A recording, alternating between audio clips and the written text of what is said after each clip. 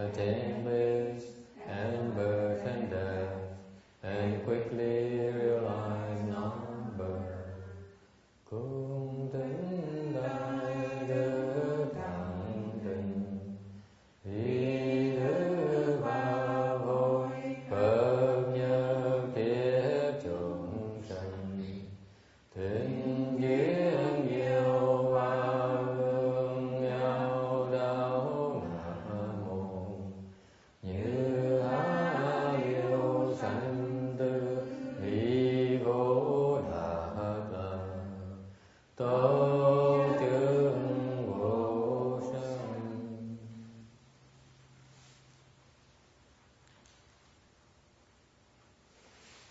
Homage to the blessed, noble, and perfectly enlightened one.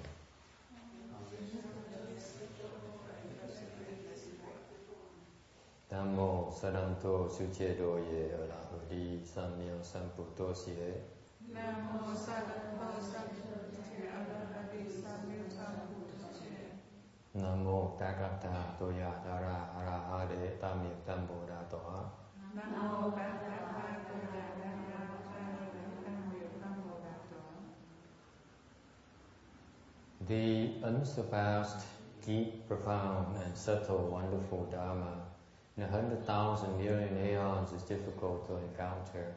Now that I've come to receive and hold it within my sight and hearing, I vow to fathom the thus come one's true and actual meaning. Wu shang sheng sheng wei niao fa ba jie wan jie nan zao ye wo jin jien wan de shou chu yan jie ru lai chân sư yi. For Buddha and Bodhisattvas, Earth Store Bodhisattva, Venerable Shenhua, all Venerable Bhikshunis, all good no advisors, Amitofo. Chư Phật Bồ Tát, kính thưa Địa Tạng Bồ Tát, kính thưa Tượng Thế Hoa, kính thưa quý vị sư cô, kính thưa quý vị thiện tri thức, A Di Đà Phật. Chư Phật Bồ Tát, Di Giang Bồ Tát, Shenhua Sang人。各位比丘尼，各位善知识，阿弥陀佛。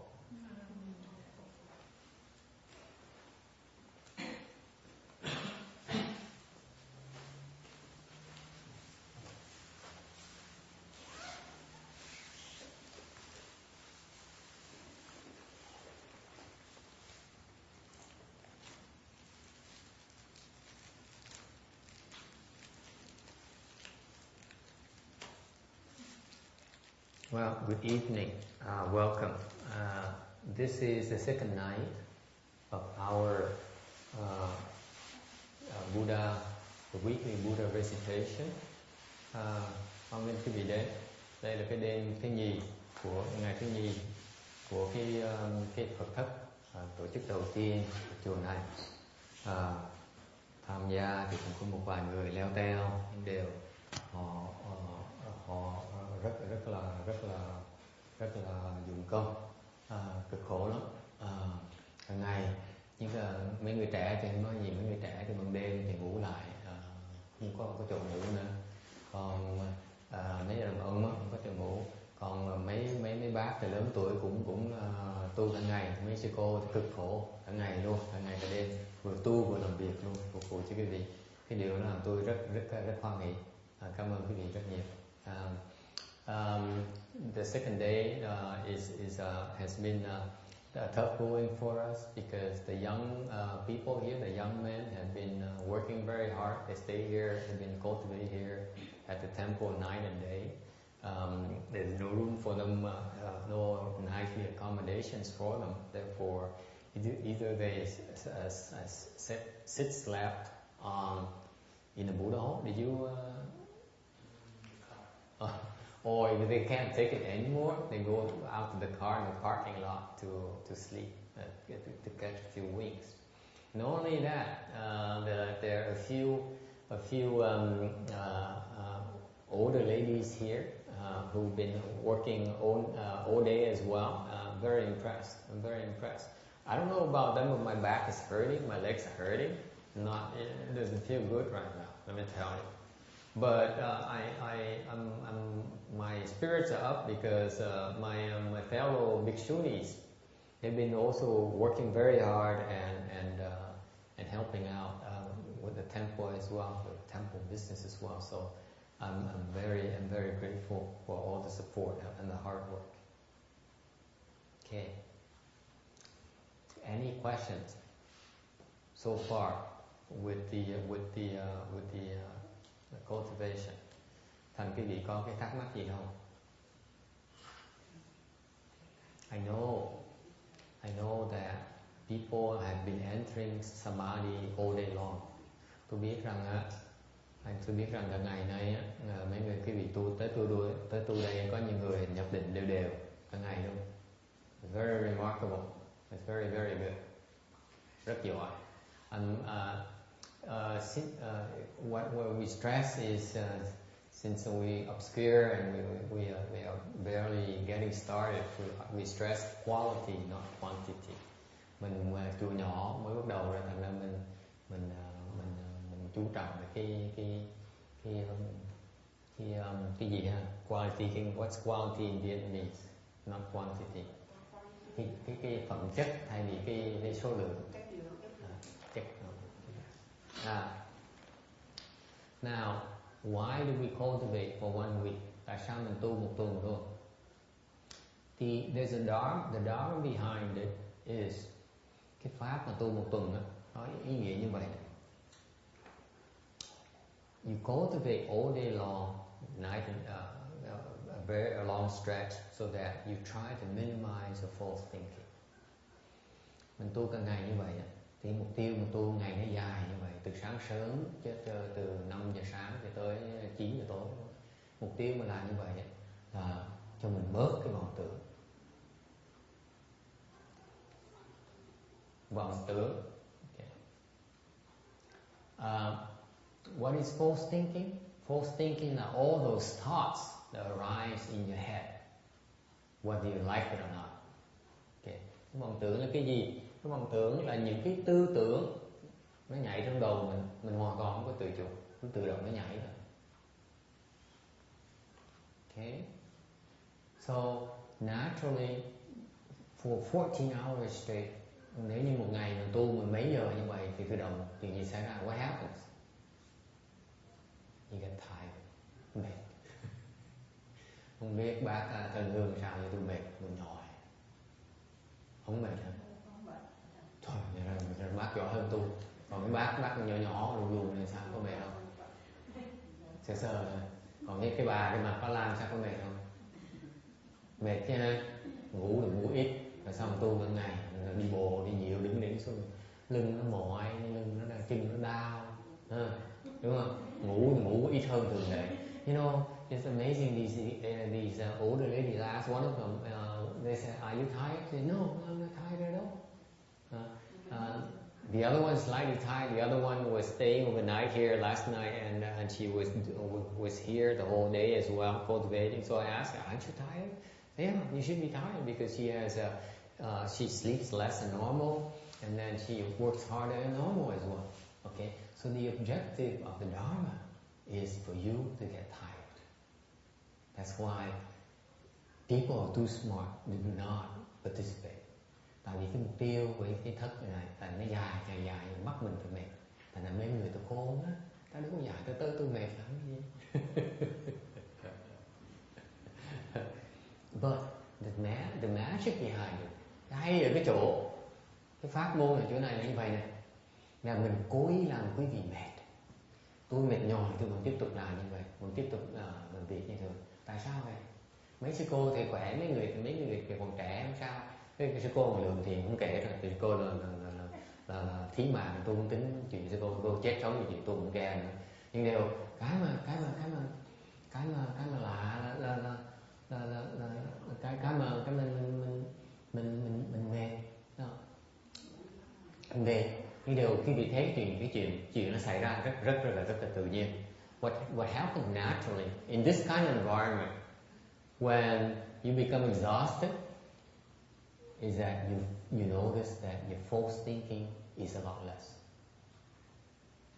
Cái mà đặc biệt quý vị thấy là khi mình mệt mỏi như vậy, làm việc cả ngày như vậy, tu cả ngày như vậy, cái chuyện tự nhiên xảy ra rất tự nhiên. Bỗng nhiên cái vọng tưởng nó ít lại.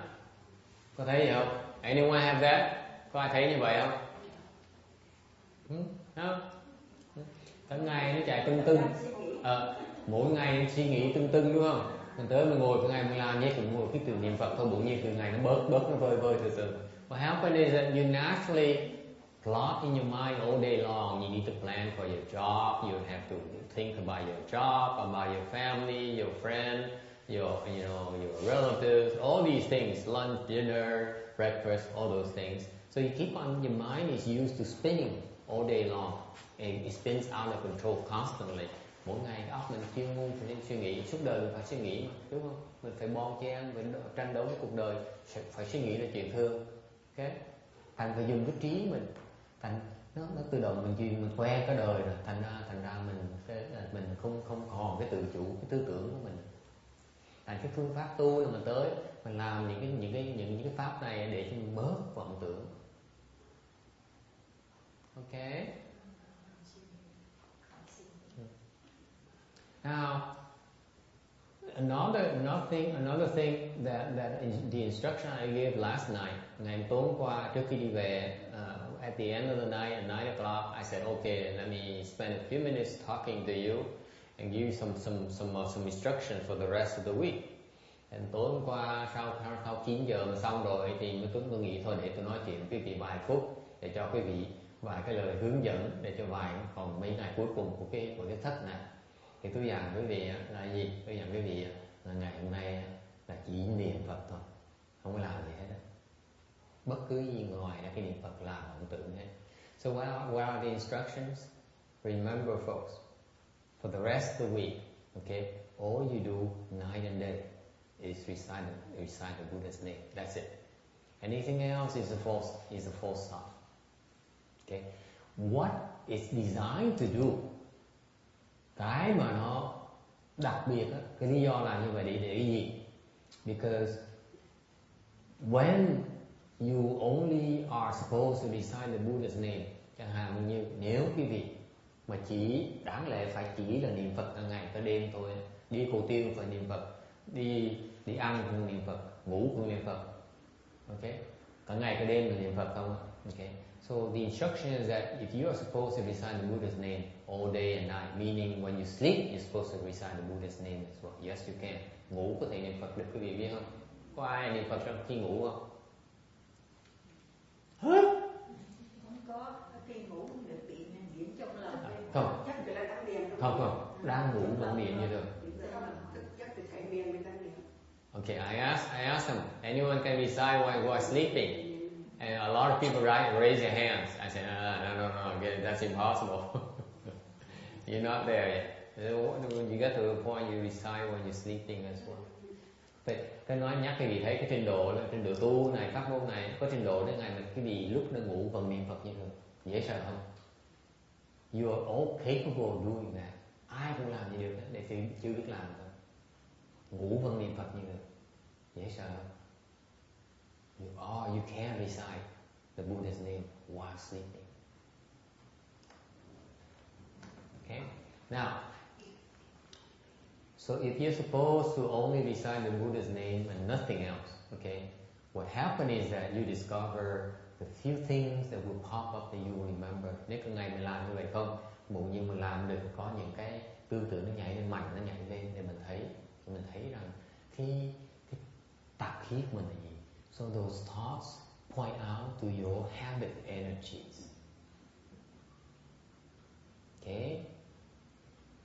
You have been doing this all your life. You don't notice that you have a certain patterns. Okay? Có đời cái vị lo tính toán không, thành không thấy rằng mình có cái thói quen, cái óc mình có cái thói quen. Đúng một cái là tự nhiên mình tự chủ nó chạy, cái ọt nó chạy đi đông, chạy về bắc, nó lặn xuống biển, nó treo lên núi, hoàn toàn mình không có tự chủ.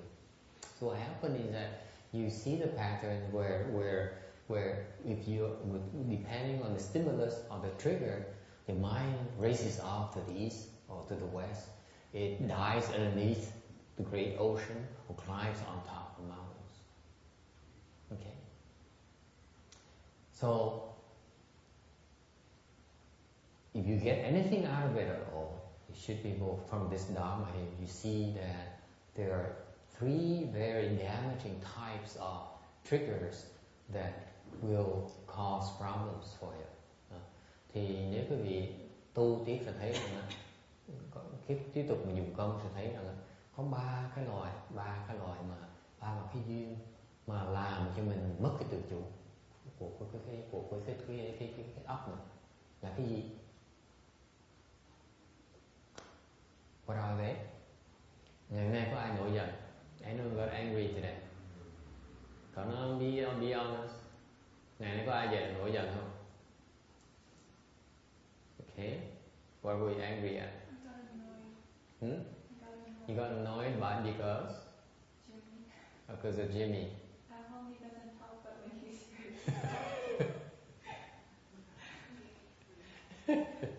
Well, you weren't angry though. You were annoyed. Just annoyed. Yeah, just annoyed. Yeah, I noticed that too. Jimmy likes to talk. Yeah. But he doesn't talk at home. No. Ông hỏi là cô giận chồng cổ, cho nên là cái ông ở nhà thì hai người gặp nhau không nói chuyện, mà tới đây gặp ngay bên tu cái tới gợi chuyện để đều. Cô sùng, cô giận ông. You know why? Biết tại sao không? Okay. It is outlet. When he cultivates like that, the chi builds up in his dandiya. And it's excessive, it's too much. So he needs to let it out. Okay. Tại sao vậy? Tại vì lúc mình tu mình luyện như vậy, chuyện đầu tiên á là khí nó tụ lại trong răng điền mình. Cái bụng nó đầy khí. Thì mình ăn không được. So after if your belly is full of chi, you also eat less.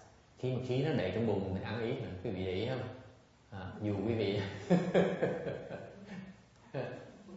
somebody is nodding your head, yeah. Cũng như đồng ăn ít hả? Mà cái bụng nó khí càng nó nạp như vậy thì tự nhiên nó nhiều quá mình phải đẩy nó ra một cách gì mà nói chuyện. So that's why there excess energy that builds up, excess chi that builds up, so naturally you tend to try to talk or do something to spend it. Okay? That's why now I notice that it's not only talking to you, he likes to talk to Danny as well. And he's kind of looking around, see who else he can talk to. Whereas normally he would walk around and say, don't talk to me, just leave me alone. Isn't that true? Cái ông này là khi mà khí nó đầy như vậy, nó nạp như vậy, thì ông tự động ông phải xả nó ra, xả cách nào? Bằng cách không phải ông nói chuyện, không phải riêng vợ ông đâu. Ông gặp người khác, gặp ai ông cũng kiến cách nhìn sang, liếc qua liếc lại, từ gặp ai đều nói chuyện được. Mà thường ngày ông tới đây là ông cứ lẹt ông đi, ông không ai nói chuyện, không ai để ý ông. So it's normal, okay? But so besides his first chi, so he doesn't know that he's supposed to not do that. I did say last night not to talk, okay? Cut back the talking. Guess what? Today he talked to everyone. He talked to Danny. He discussed his things. Comes to me and says, "Master, and today I'm much sterner than yesterday. And it didn't stop him. He just comes to me anyway. Cái thành ông này tội lắm. Ông lần đầu tiên ông tới cái thất, thành ông không biết cái tôi đây dặn là đừng có nói chuyện, bớt nói chuyện đi. Mà mấy cái người mới tới không biết là tự động cứ gợi chuyện hết, như này gợi chuyện kiếm chuyện, mấy cái bà già trầu này lộn xộn đó, cứ đừng có gợi chuyện với nhau, đừng có gợi chuyện với nhau, nói tối hôm qua nói đừng có nói chuyện mà cứ nói chuyện với nhau hoài. Cái ông này là lần đầu tiên ông tới thì mình còn thông cảm với ông gợi chuyện đó. Mà ngày hôm nay á là tôi có blog hơn, còn tối hôm qua nè tôi còn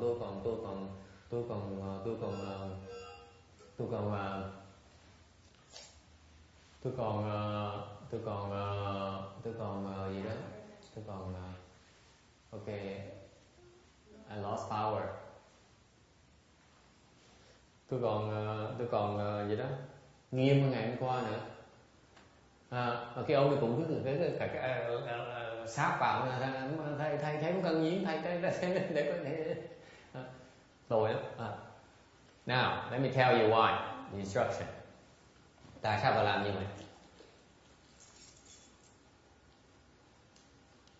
Why aren't you supposed to talk? Because if you don't talk, then naturally your chi will then be absorbed and it becomes internalized. That's what people don't know. Đó là cái bí mật của luyện công. Nếu quý vị có khí nó nạp như vậy mà quý vị không xả nó ra thì đường nó là gì? Nó đi đâu vậy? Nó vào cái tủy quý vị. Nạp, nó phải nạp.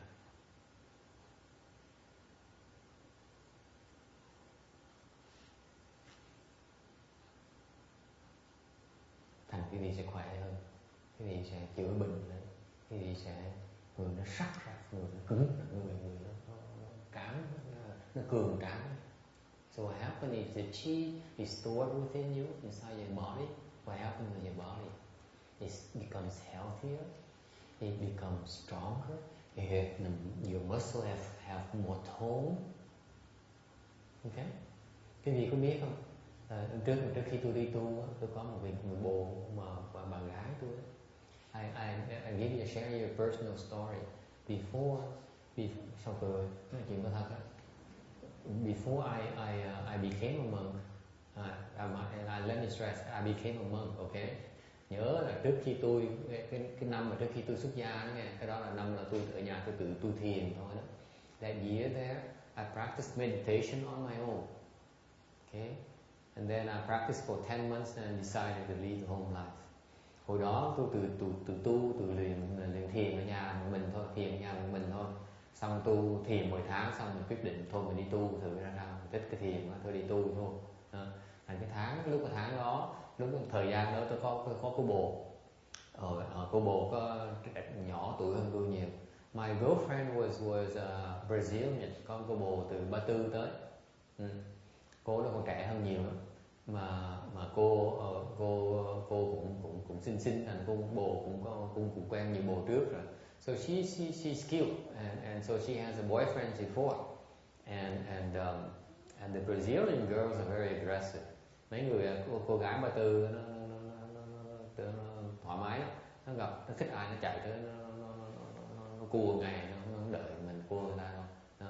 Thành ra bên cái xứ họ như vậy, thành cái chuyện trai gái là chuyện tự nhiên lắm. And that time I used to lift weight and hồi trước tôi còn trẻ, tôi tập tạ, mỗi lần vào còn kể bác cái chuyện mà khỏe mà nó là muốn ngày qua tập đó nha, có bắp thịt rồi nó u vai rồi nó eo nhỏ. I used to lift weight when I was younger, much younger, 10 years ago, 10 years before.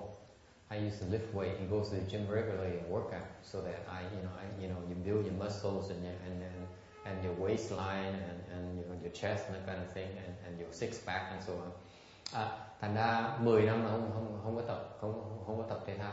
So I didn't go to the gym or lift weight for at least 10 years. Okay, and my girlfriend told me that my Brazilian girlfriend told me that my muscles are even have more tone than her Brazilian boyfriend. Thầy cô bạn gái tôi có nói là tôi lớn tuổi, cô biết tôi lớn tuổi hơn cô nhiều đó, mà cô nói là cái bắp thịt tôi, mấy cái người tôi nó vững, nó chắc hơn là mấy bắp thịt mấy cái người thân của mấy người bạn trai của cô bên xứ cổ. It's from meditation, luyện thiền nó như vậy, tu nó như vậy đó quý vị. Okay. Questions? Okay, ngẫu nhiên sao khoe chuyện trai gái mà như tôi quên tu nó bị chuyện trai gái. I apologize. Why am I talking about boy and girl problem here? Okay. Any other questions? Okay. Oh yeah, it's about anger. Okay. You weren't angry, but it's annoying. I can see that. I was a little bit annoyed to see that Jimmy doesn't get it. Then eventually he'll get it. Okay. Thiệt ra thì cũng cô này không giận đâu. Okay. Cái mà quý vị thấy. So you pay attention to these times that there are certain things that thoughts of anger are not good for you. Annoying, so you let it build up, it becomes anger. Thành cái cô khó chịu này từ đầu mà không cởi khó chịu này thì mình nó trở thành cái lửa giận. Cái lửa giận là bao nhiêu khí mình có nó tuốt này. Okay. Thành ra so if you let the anger, you have thoughts of anger and draw your anger, all your chi also you lose all your chi as well. Not only talking, but if you have thoughts of anger, the same kind of effect as talking. Thành lúc mình tu, mình để cho phép mình có những tư tưởng nóng giận thì mình sẽ mất cái khí, mình cũng giống như mình nói chuyện. Okay, thì mấy bà già trầu nó bớt nói chuyện ấy. So I'm reminding the young ladies over there to my right, they speak less, and the young man, well, eventually he'll catch up. Okay, all right.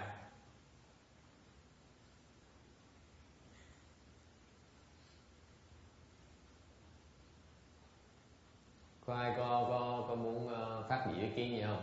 So anyone like to speak about the cultivation today? Ngày nay tu ngày này có cảnh giới gì không? Có gì vui không? Yes. There are three things. Anger. The other one is greed, and the third one is stupidity. Ông Hoài ông nghe kỹ lắm. Ông Hoài thầy nói có ba cái loại nguy hiểm. Tôi nói thầy mới nói một, còn hai cái kia thì cái nhì á là cái tham, cái thứ ba là cái si. What greed are we talking about? Cái tham gì? I'm cautioning you about the greed for any kind of greed. Especially, for example, you enter samadhi, because last night Jimmy talked about his entering samadhi and he felt so blissful. That state there is really wonderful. So I asked him, anyway, never mind about my question. But the point is that naturally, because it's not something that is so pleasurable, so pleasant, that it's not the kind of thing you normally can experience. Something he never experienced before, as a matter of fact. So naturally he became greedy for it. That's a big danger. Cái tối hôm qua ông Jimmy ông kể cái cảnh giới, ông nói là ông ngồi đó mà ông thấy cảnh giới nó hay quá, nó sướng dễ sợ. Cuộc đời chưa bao giờ sướng như vậy. Thì tôi hỏi thì từ đầu khi mà có cảnh giới như vậy thì tự nhiên cái lòng tham nó nhảy lên, nó đòi ngồi tiếp để lần sau ngồi muốn được cái cảnh giới đó lại. Cái lòng tham đó, tại nó sướng, nó thích, có đâu nguy hiểm vậy sao? Tham không được. Cái khác nữa là cái si, cái si. The third one is stupidity, meaning that what? Somebody is wrong and you are right.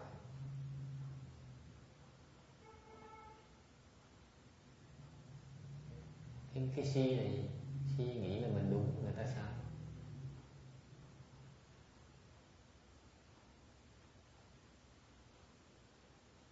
Okay. Thắc mắc gì không?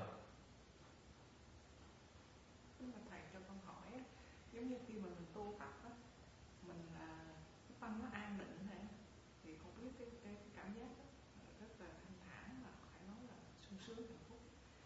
Rồi mình tu để rồi mình sống hoài với cái thanh tịnh đó, hay là mình cũng vẫn để tiếp xúc rồi lúc nó thanh tịnh. Con không hiểu cho đó. Okay, good question. Question is, when we practice, in this kind of practice here, we experience a kind of bliss, wonderful bliss, that we never experienced before. Okay, and then that doesn't last. and then you exit that samadhi, you lose that blissful feeling. You go back to the real world where you get afflicted. So how do you reconcile the two? Sometimes bây giờ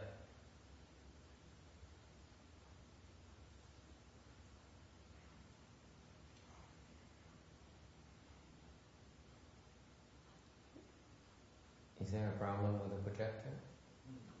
The screen wasn't showing on there, so the projector was waiting, and it just turns off. Okay, you guys have to take care of projector. I'm supposed to be speaking Dharma. Maybe this interrupts me like this, and you know how fragile my concentration is already. Thank you. I know you enjoy the lecture and you want to enter samadhi and that kind of thing, but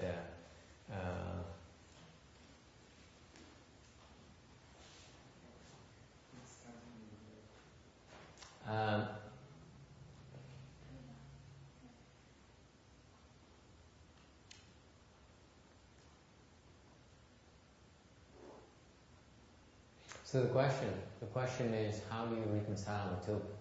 Okay, làm sao mình dung hòa cái lạc của mình khi mình tu với là cái phiền não của mình khi mình không tu, phải không? Câu hỏi cô như vậy phải không? Thì mình gặp cái phiền não của mình không tu, tự nhiên mấy bà già đầu nói chuyện với nhau rồi gạ mình nói chuyện với gã rồi gợi chuyện rồi đòi này đòi nọ, hoặc là mấy ông tỳ kheo tới rồi ông đòi này đòi nọ, ông đem mấy cái chuyện mà thùng rác ông tới ông đổ trong cái Phật điện mà đổ trong lúc mình Phật thất của mình kiểu như vậy. Cái nó tạo mình phiền não rồi sao vậy? How do you do that? And it's part of cultivation. Tu là như vậy đó. Tu là để mình thấy được hai cái cực đoan. So you see two extremes. Cái toàn phiền não, cái khổ. Cuộc sống thường mà phiền não nhiều vậy. Tu sư. So normally your daily life you have a lot of afflictions. But when you cultivate, you have the absence of affliction and the state of bliss. Okay? You can experience that. Tu mới thấy được hai cái cực đoan như vậy để mình có cái cơ hội để mình so sánh, mình quyết định là mình muốn mình chọn cái nào. If you see the two extremes, you can see the two extremes and you can decide for yourself. Okay? What you want out of your life. Before you only have one choice. Okay? Afflictions and occasional pleasures. Lúc trước mà trước khi tu quý vị có một cái sự lựa chọn thôi. Lựa chọn gì? Lựa chọn là mình chỉ biết những cái tưởng rằng cuộc đời mình là khổ, cuộc đời mình chỉ là phiền não thôi. Lâu lâu mình có được cái sung sướng một tí, chẳng hạn lâu lâu được người ta khen một cái, mình thấy sướng. Xong quay lại người ta nói xấu mình, ta phỉ báng mình, ta cái đồn này cái đồn nọ mình, bao nhiêu cái thấy mình sướng có một phút thôi, mà tới nịnh bợ mình, nó hót mình một câu mình sướng dễ sợ. Xong quay lưng lại mình nghe cái đồn là người ta nói xấu phỉ báng, nói là xấu mình dễ sợ. Cái đau đớn đó, cái phiền não đó nó nặng hơn nhiều, nó lâu hơn nhiều. Mình tưởng cuộc đời mình chỉ như vậy thôi. Okay. Tu mới thấy là có cái con đường khác là con đường của lạc thôi. Okay. So when you cultivate, you cultivate, then you know, I was speaking in Vietnamese, it was more appropriate in Vietnamese, that you know, typically your life is that you enjoy this nice feeling, the pleasant emotions from the company of someone else. Okay, that is those are very pleasant feelings, very wonderful feelings. But you know, at the same time, it's from the same person can cause you extreme grief as well, and sometimes they can cause you tremendous emotional scars that you cannot recover from it. Okay, and it turns out the human emotion, the nature of human emotions is that the majority of us Okay, when you get into a relationship, okay, the bad feelings outnumber the good feelings, and we think it's part of life. Cuộc đời mình như vậy mình nghĩ là mình phải cái khổ, chứ cái sướng là sướng nó tạm bợ, chứ còn thiệt ra mình thấy khổ nhiều hơn. Không biết rằng là mình có cái cơ hội có thể mình gạt hết mấy cái phiền não, mấy cái khổ đó, mình chỉ hưởng cái lạc thôi. You don't realize that through cultivation, on the surface looks like hard work and a lot of suffering, but actually you discover a door, another door to pleasure, different kind of pleasure, different kind of bliss that you have access to. Okay? Bạch thầy cho con hỏi thêm câu. Ví dụ như mà khi mà mình có cái cảm giác mình an lạc và hạnh phúc vậy, rồi mình khởi cái tâm mình muốn nắm giữ nó hoài, có rơi vô tham. Đó là lòng tham đó. Không cần gửi, không cần gửi. Tôi mới dặn đừng có tham. Nó tới xong nó đi. Không có cái gì nó vĩnh cửu hết. She asked again, so the bliss I experience so wonderful that I have this, I naturally want to hold on to that blissful feeling. Is it greed? I said, absolutely. The pleasure there, the bliss there is natural, occurs naturally. It comes and goes. Okay, there's no need to hold on to it. It will be back. It will even become stronger. Nếu mà mình không có chụp nó, thì trong tương lai từng ngày nó càng lâu hơn, mà nó còn mạnh hơn nữa. Còn nếu mình chụp nó rồi suốt đời mình chỉ chừng nó thôi, không cách nào hơn nữa.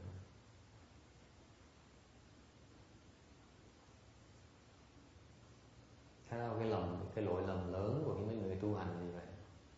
The ordinary cultivators, they experience the bliss and then actually become greedy for it, and that's the overwhelming majority of the cultivators have that problem. No need for it. If you don't have the kind of greed, your bliss will become longer and longer over time, and it will even become more intense. Whereas if you're greedy for it, you max out. That's it. Rings a bell? Does it ring a bell? Có ai nghe khi tôi nói là khi mình tham bỗng nhiên là cái tham mình nó tạo một cái bức tường thành mình, cái hưởng thụ của mình không có hơn được không? Do you notice the message here that I just gave you? That if you're greedy for something, you are actually creating a wall for yourself. You're limiting your future pleasures.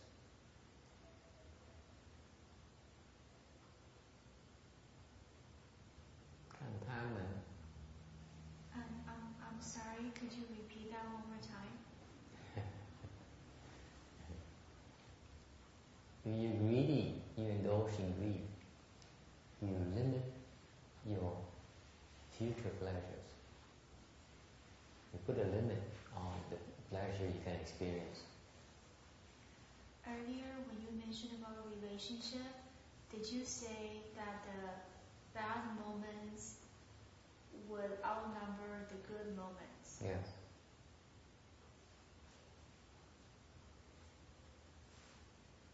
For most people, those bad moments are the kinds they cannot handle. Whereas the good feelings, the good moments, are the ones that are not very helpful for them. So the bad moments create more damage to them individually, personally, than the good moments.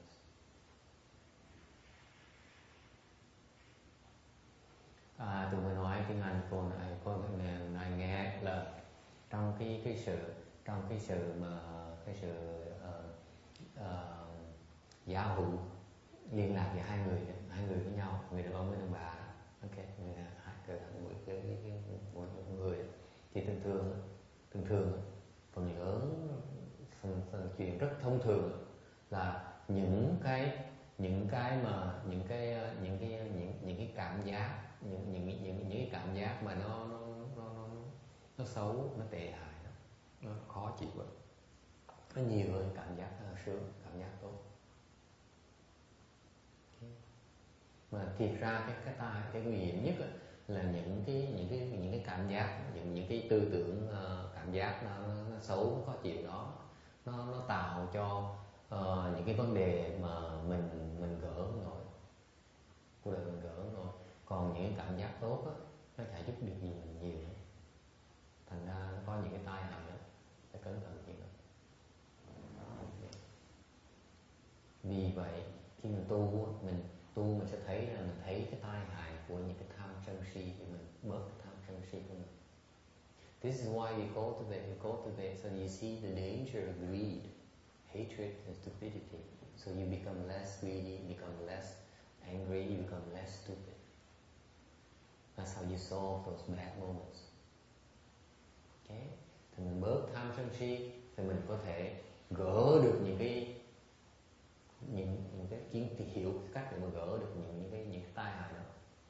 Okay? Yeah. That's a very very big envelope. Very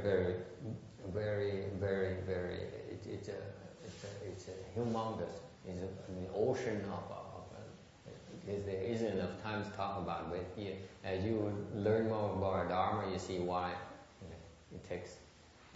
It's that wide. It can be applied to many specifics. Okay, because people don't realize that the principle behind it is that greed, okay, and that the anger that causes problems.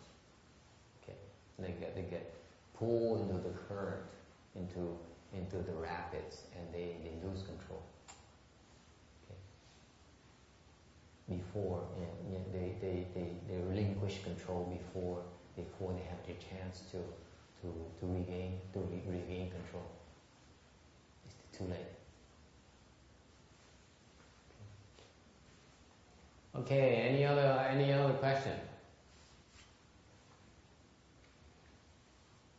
Cái lý do mình muốn biết cái sự phiền não, thì cô thấy cái sướng, cái hỷ lạc, cái lạc đó với lại cái phiền não, mình thấy mình từ cái hỷ tới cái phiền não nó không cách nhau bao nhiêu á, không bao lâu bao xa hết, đúng không?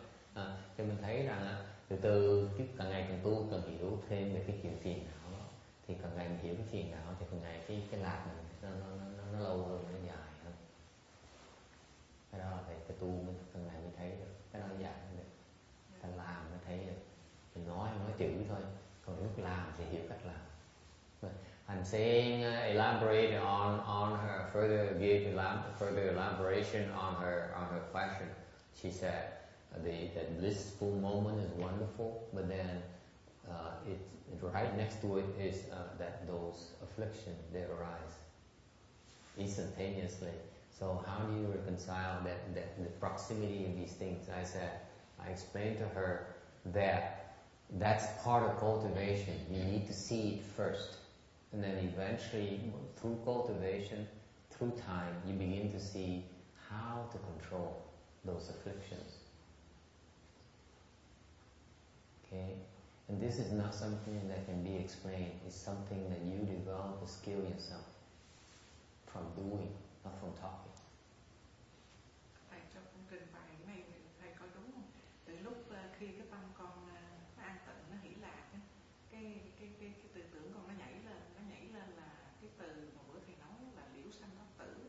Còn bữa nay con tự nó nhảy lên, con nói liễu sanh tức là mình hiểu được cái sự sanh là sống, là hiểu được cái sự sống là luôn là phiền não, mà cũng vì sự sống này mình lấy cái sự sống mình hạ thủ con thua thì nó không phiền não, từ cái đó sẽ thoát được sanh tử. Từ cái đầu con nhảy lên nghĩ vậy, không biết phải không, con trình bày. So this same understanding not only applies to cultivation, but also applies to personal relationships. Absolutely. Now, if it's in a personal relationship, could we use a personal relationship to practice detach anger, greed, and stupidity, versus to practice the same three elements when we are not in a relationship? Would it be easier not in a relationship versus to practice it within a relationship? Good question. Cái cô này cô giáo này cô hỏi cặn kẽ lắm, tại vì cô hiểu cô mới giảng người ta được. Tôi nói là trong, nếu mà dùng cái ví dụ của những cái tham sân si trong cái sự giao tế với nhau đó, thì thầy tôi mới nói là cái tu hành đó, là cho mình giải quyết những vấn đề trong cái tham sân si của mình, thấy được cái tham sân si khi mình tu. Thì trong cuộc đời mình á, cái đời sống thường ngày của mình á, luôn có tham sân si, làm sao mình giải quyết vấn đề đó? Thì có phải là mình tu giúp mình giải quyết những vấn đề đó không? Đó là đúng. Cái tu hành nó giúp mình giải quyết những vấn đề tham sân si trong cuộc đời mỗi thường ngày của mình. Thì câu hỏi nếu như vậy, nếu như nó có nó có lời như vậy, thì tôi có thể dùng cái cuộc sống thường ngày của tôi, cái tham sân si trong cuộc thường ngày của tôi để mà tôi tu được không? Nó được nhé. Nên làm sao? However, it's not advisable to do that. It's not easy to do it that way. Nên làm như vậy không được. Nói là trên lý thuyết như vậy thôi, đều you need to develop the skills to deal with that by stepping away from it first,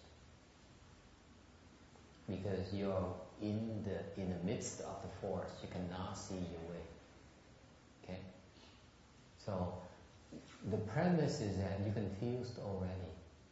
How can you see which direction to go?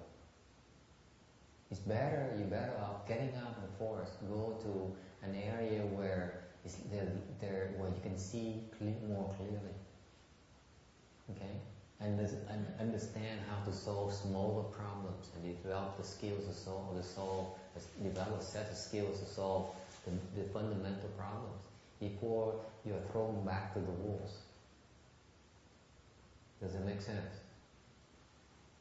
Thì tôi nói mình nếu cái phương pháp của mình làm như vậy thì nó trên lý thuyết nó có thể được, điều thiệt cái thực tế thì làm không được. Tại sao vậy?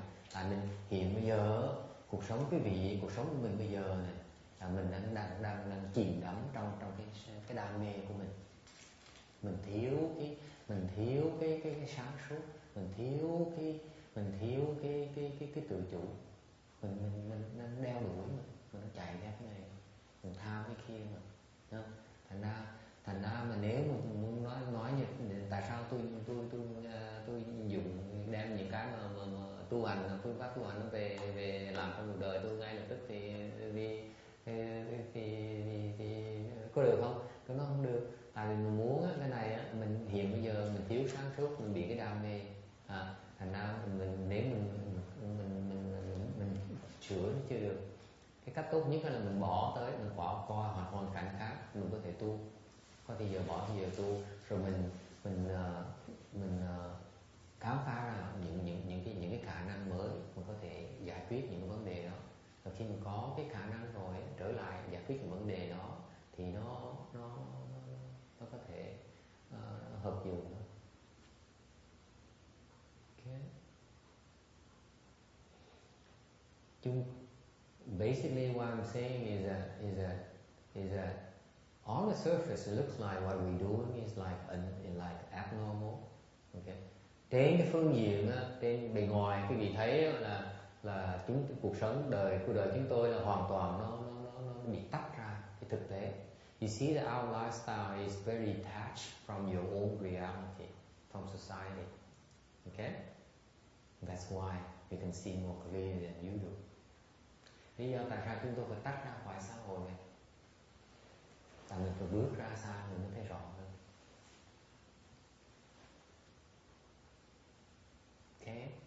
We need to step away from ourselves personally before you can see clearly, more clearly. Thành ra chúng tôi phải tách ra mới bắt đầu tu, mới thấy được có cái hồi thấy rõ hơn. Thành ra có những phương pháp, khi mà tu có những phương pháp bắt đầu mình óc mình lọc cái óc mình đem ánh sáng vào cuộc đời mình. So the cultivation methodology, the cultivation dharmas will bring light into your mind. Okay, and then so the first thing has to happen. Tu hành đó là chuyện đầu tiên đó. Ánh sáng đem ra cái nào? Ánh sáng nghĩa là gì? Ánh sáng là giúp mình bớt vọng tưởng. What is that light that you bring to your mind?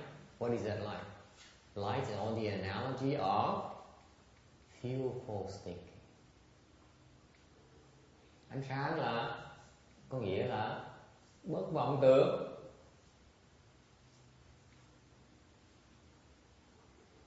Tưởng tượng quý vị hay, tưởng tượng tôi suốt ngày tôi tính toán này, tôi suốt ngày tôi tính toán hay dễ sợ, làm thêm mới tiền nữa. Don't think you're so great today. You say, okay, I did great today. I came up with my scheme that paid off handsomely for me. I made a bunch of money. Oh, I'm so smart. Okay, that's still a lot of false thinking. You're still in the midst of it. You still cannot see your way out of it. You still don't see the damages that those things will bring to you. Thành ra, nhưng để quý vị đừng có quên rằng tôi nói quý vị nhất những người xuất gia là gì như vậy, nhất cái cô trẻ, cái cô mà trẻ mà xuất gia từ nhỏ bây giờ. This is I take the opportunity to remind you, especially I have a nun here who left the home life very early at age 16. Now she's in her 50s and she still doesn't know anything about life. The purpose of cultivation is to solve the problems of your life. Khi mình tu để làm cái gì? Mình tu để tìm lấy được cái sáng suốt để giải quyết những cái vấn đề trong cuộc đời của mình.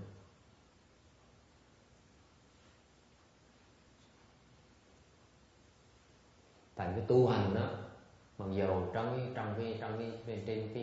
trên bề ngoài quý vị thấy chúng tôi là bị tách ra giống cuộc sống nó khác thường. Thiệt ra cuộc sống chúng tôi tu để hiểu cách giải quyết những vấn đề của quý vị. So ultimately, our cultivation,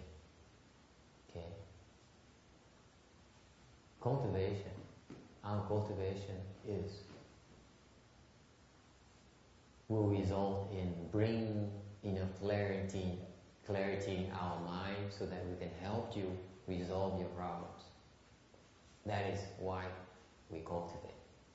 Vì vậy chúng tôi mới tu, chứ mà chúng tôi tu để mà trốn tránh cuộc đời rồi nghe, để mà trốn tránh trách nhiệm rồi nghe.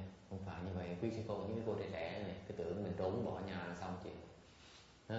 Bây giờ cái vấn đề quý vị mà sống chết, vấn đề quý vị không phải vấn đề của tôi nè, không có nè. Mình tu mình có cái sáng suốt để mình có đủ sức, mình tu mình lấy cái sức, rồi sau mình về mình giúp đỡ là chúng sanh. Muốn giúp đỡ chúng sanh là hiểu những vấn đề chúng sanh mới giúp đỡ được chứ.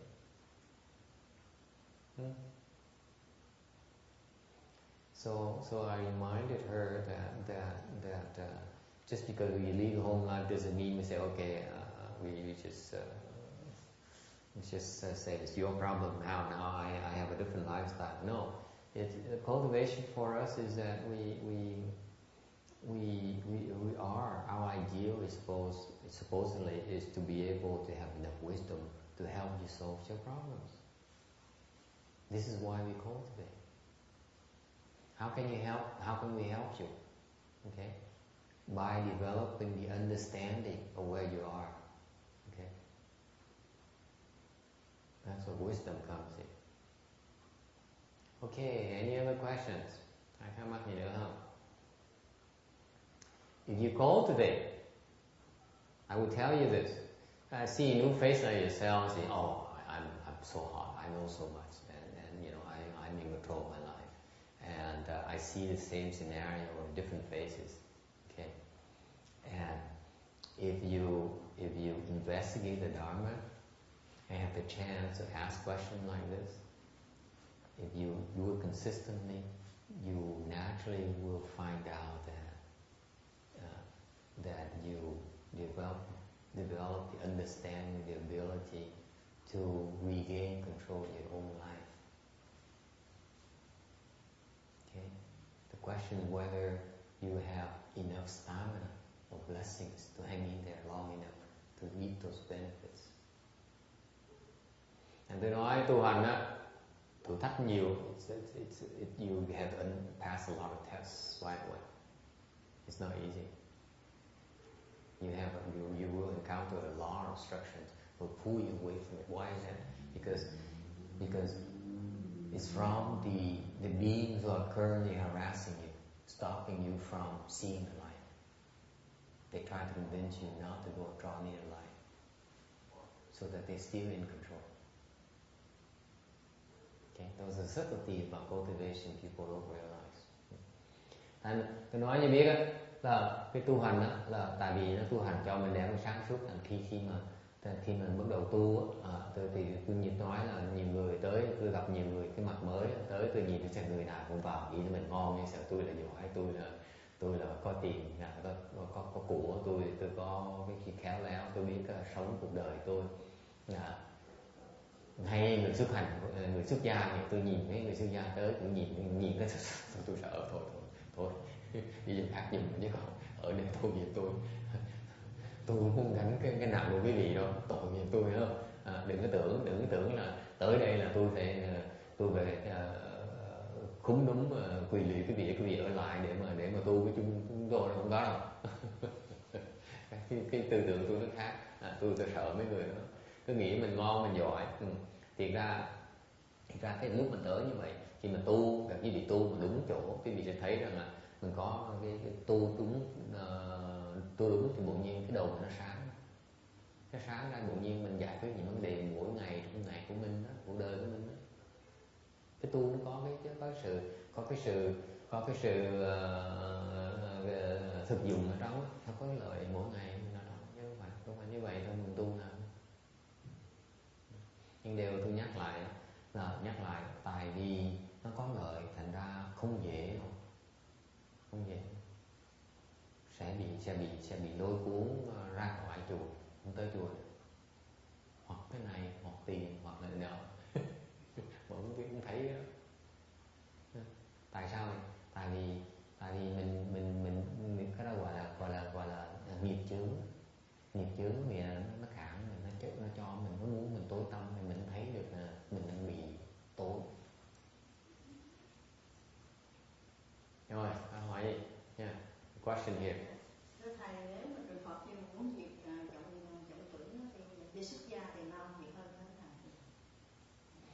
So she says, if I need to get rid of my false thinking, I should leave the home life. Not necessarily. Chưa chắc.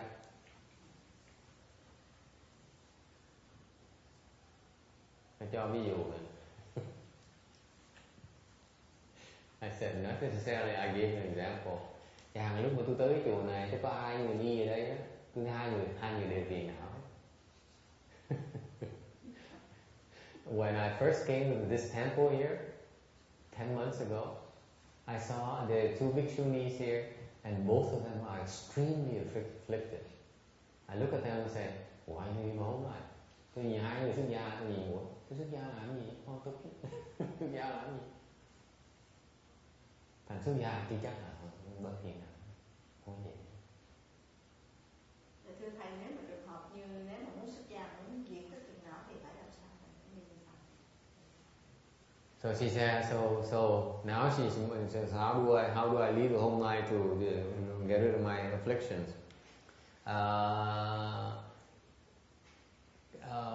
Muốn xuất gia mà diệt phiền não, chuyện đầu tiên hết, tôi khuyên á, là trồng phước, khoan xuất gia, khoan xuất gia.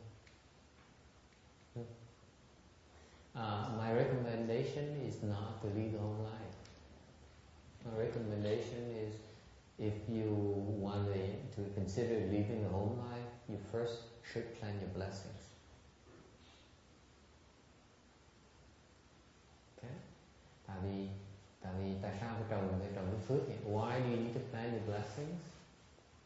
Tại cái bác nghĩ với cô ấy, tụi tôi là vô tích sự, ngày không làm gì hết. Suốt ngày chỉ ngồi đi chơi, chệ ngồi cái gối, ngồi chỗ sang, ngồi cái ghế này, xong quý vị tới lạy, xong quý vị tới cúng, làm gì?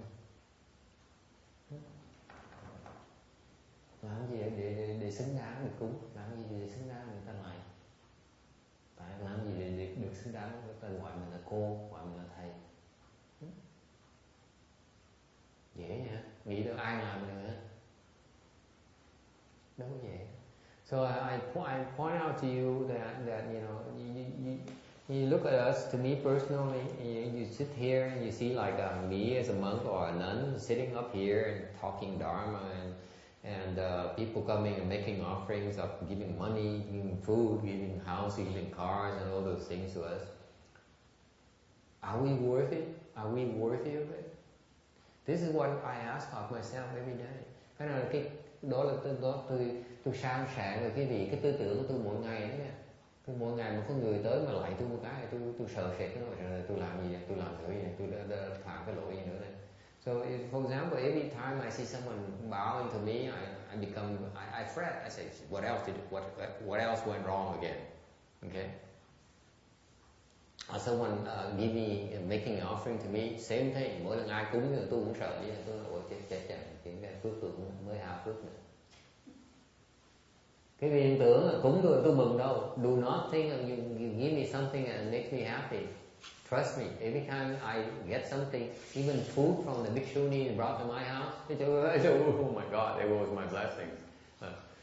Nhất là hai tuần liên tiếp có mấy sư cô tới nhà tôi bỗng nhiên tự động cho tới nhà tôi đem đồ ăn tới, đồ ăn ngon dễ sợ. Mỗi lần đem cứ ăn đồ ăn tôi run như tôi thấy tôi tội nghiệp quá, tôi không nổi.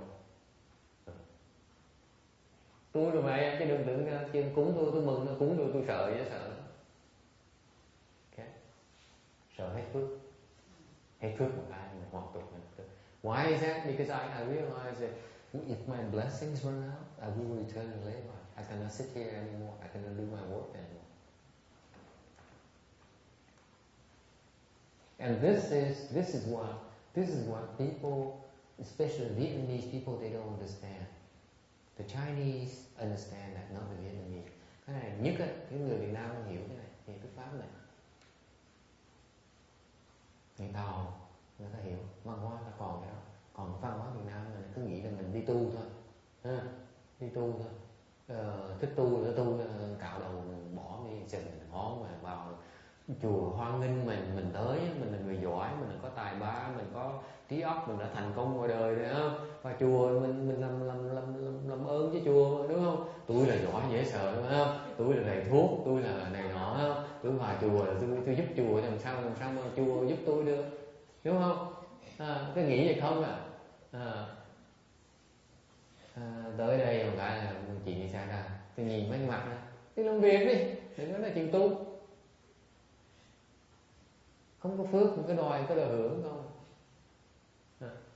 So anyway, that's why it's common. Normally, people who come to the temple and ask, I meet those people, and these people think very highly of themselves. They say, I'm successful out there.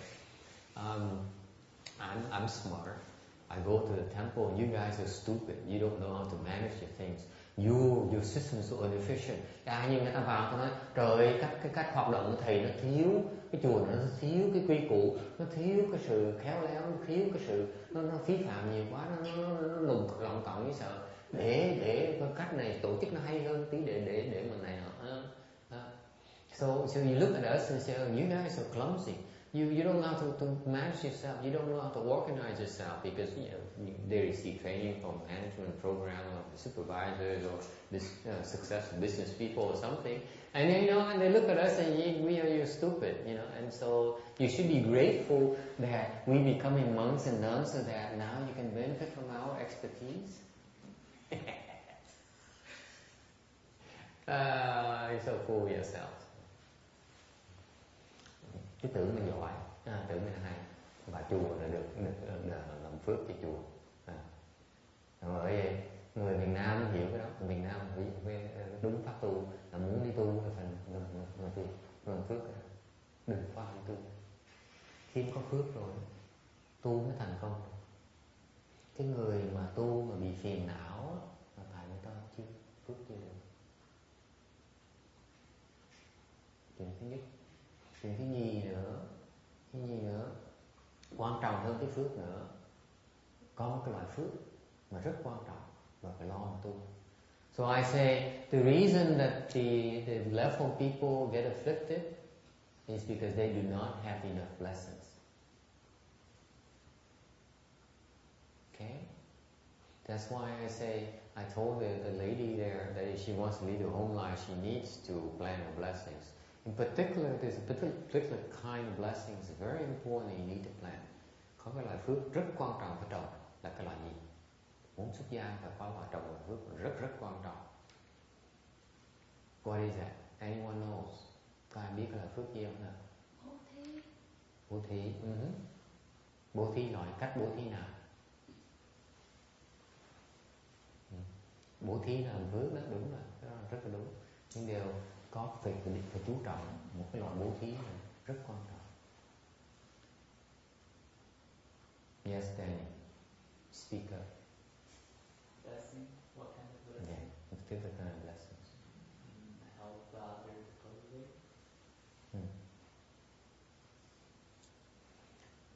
These particular kind of blessings where you need, and this is I'm breaking the rules a little bit because you asked me, so I need to explain it to you. Cái loại cái hỏi tôi mới dám nói nghe, chứ thường ngày có hỏi tôi không dám nói là cái chuyện này. Nên là bác hỏi tôi để tâm bác không muốn xuất gia vậy. Nghe tôi dạy cho rõ. Không hỏi tôi không nói. Tại lỡ dạy mà mở miệng nó hỏi là tôi nói bậy vậy chứ. Tôi nói trước tôi nói cái này xúc phạm người ta. Thành tôi không dám nói mấy chuyện này, người ta hỏi tôi mới nói. Usually I don't talk about these things because when I speak about these things I offend others. That's why I usually have to wait until people ask me before I can explain, because I do that without being requested for explanation. Then I'd be bad mouthing others, and it's not appropriate. And it's not good for my work. Cái quan trọng nhất khi mà quý vị nghĩ chuyện xuất gia thì quan trọng nhất là trồng phước, trồng cái loại phước với chánh pháp. It's critical that the people who want to live a home life, even in the Chinese people, the kind of Chinese culture where you understand the Chinese people, the Asian people, the Chinese people in particular, understand the importance of planting blessings, but they don't understand that one particular kind of blessing is very important for you to plant, is to plant blessings with the proper dharma. Phải trồng cái chánh pháp. Chẳng hạn như biết mấy cái chùa tầm bậy, phải biết chọn chùa nào tới mà trồng phước điển. So in other words, you need to be choosing the temple where you go very carefully.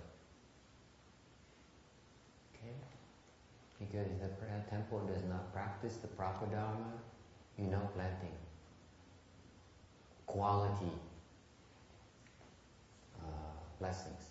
Tại tới cái chùa tầm bậy mình cũng có phước nơi, để cái loại phước đó nó không giúp cái tu cái cuộc tu hành của mình. Cái loại phước nó gọi là phước dở, nó không tốt. Okay. Giờ hiểu tại sao tôi mới nói cái chuyện này, và hỏi tôi mới dám nói đó. Tại vì hỏi có tâm muốn biết tôi mới dám nói, chứ còn không tôi nghĩ là sao nghĩ là mình dám nói là cái chùa nào là tốt, chuyện nào không tốt, những cái gì tự quyết định lấy, sao tôi dám nói mấy chuyện đó. Thì phải hiểu rằng phải biết chọn nha, tại vì chọn trật á là sẽ đi lạc được.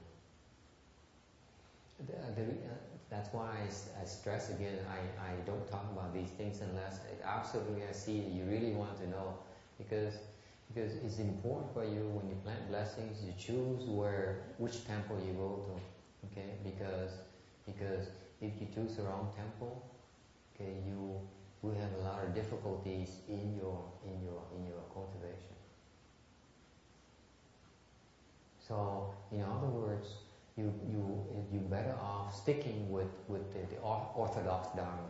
Thành cái nói đại khái nói mà một cách giản dị đó là mình lo giữ tới mấy cái chùa của chánh pháp đó, tới cái chùa nó thì nó an toàn. Mấy chùa tầm bậy nó tới. Nghe không? Thưa thầy, làm sao để biết là chùa nào chánh pháp được chùa nào? There you go again. How do I know it's a proper dharma? Tôi biết, tôi đã nói rồi, tôi đâu có biết. My answer, I don't even know myself. How do I know? How I can give you the answer? Chánh pháp bình thường là mình ở mấy ông tổ, mấy chùa mấy ông tổ, cái dòng tổ đó, thì nghĩa là chánh pháp. Okay, so my answer is that you know is a proper dharma if you stick to the temples that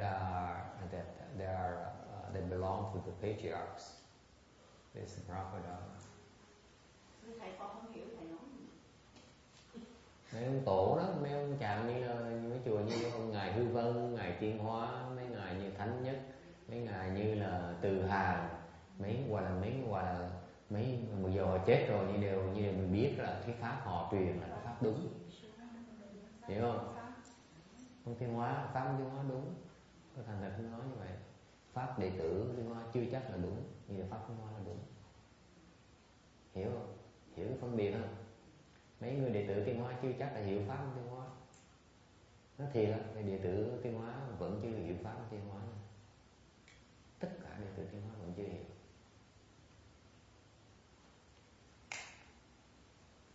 Nhưng mà pháp Tiên Hóa đúng.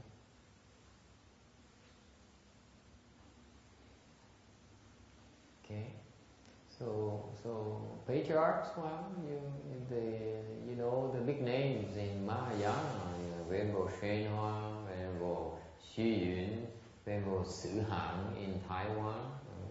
They may be dead already, but their dharma is proper. Let me stress to you, they are patriarchs in Mahayana, therefore their dharma is proper. Maybe the dharma is proper, but their disciples' dharma may not be. Okay, you have to be careful too. Okay. Ngay đệ tử Tiến Hóa chưa chắc là đúng là chánh pháp. Cái pháp Tiến Hóa là chánh. Mình tới mình trồng cái pháp Tiến Hóa tự động là chánh pháp. So, by helping you plant the blessings of Master Shenhua's dharma, and you're planting the blessings for the proper blessings. Plant blessing of Master Xu Yun, you say. Okay? You plant blessing of Master Shenhua's disciples, well, tough luck. Còn trồng phước với mấy cái đệ tử Tiến Hóa, trồng phước mấy đệ tử ông Hư Vân rồi nọ, chưa chắc. Tôi gặp nhiều đệ tử Hư Vân cũng trật lất, nhiều đệ tử Tiến Hóa cũng trật lất. Okay?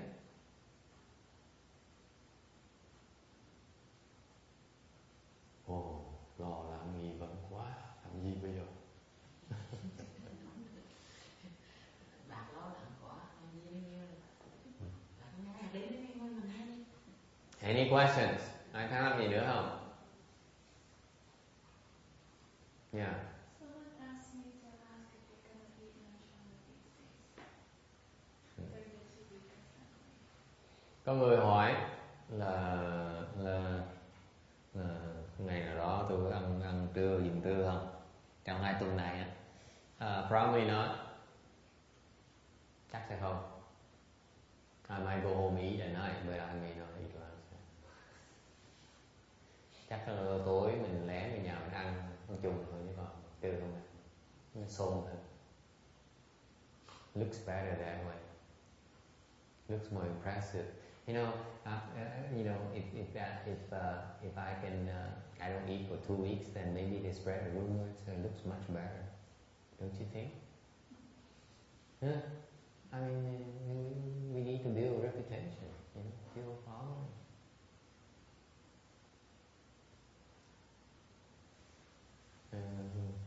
Tôi đùa, tôi nói là tôi tối về ăn chung thì nó sung sướng, nó lợi hơn, tại vì mình cái chùa mình nhỏ, mình mới bắt đầu ra, mình mới tổ chức mấy pháp hội này nọ, ai biết mình giả đò, mình làm bộ làm tịch, mình nói thôi tôi không ăn được, tôi nhìn ăn được, tôi có sức nhìn ăn mà, tôi nhìn luôn là 2 tuần giỏi chứ sao không? Ai dám nhìn 2 tuần không?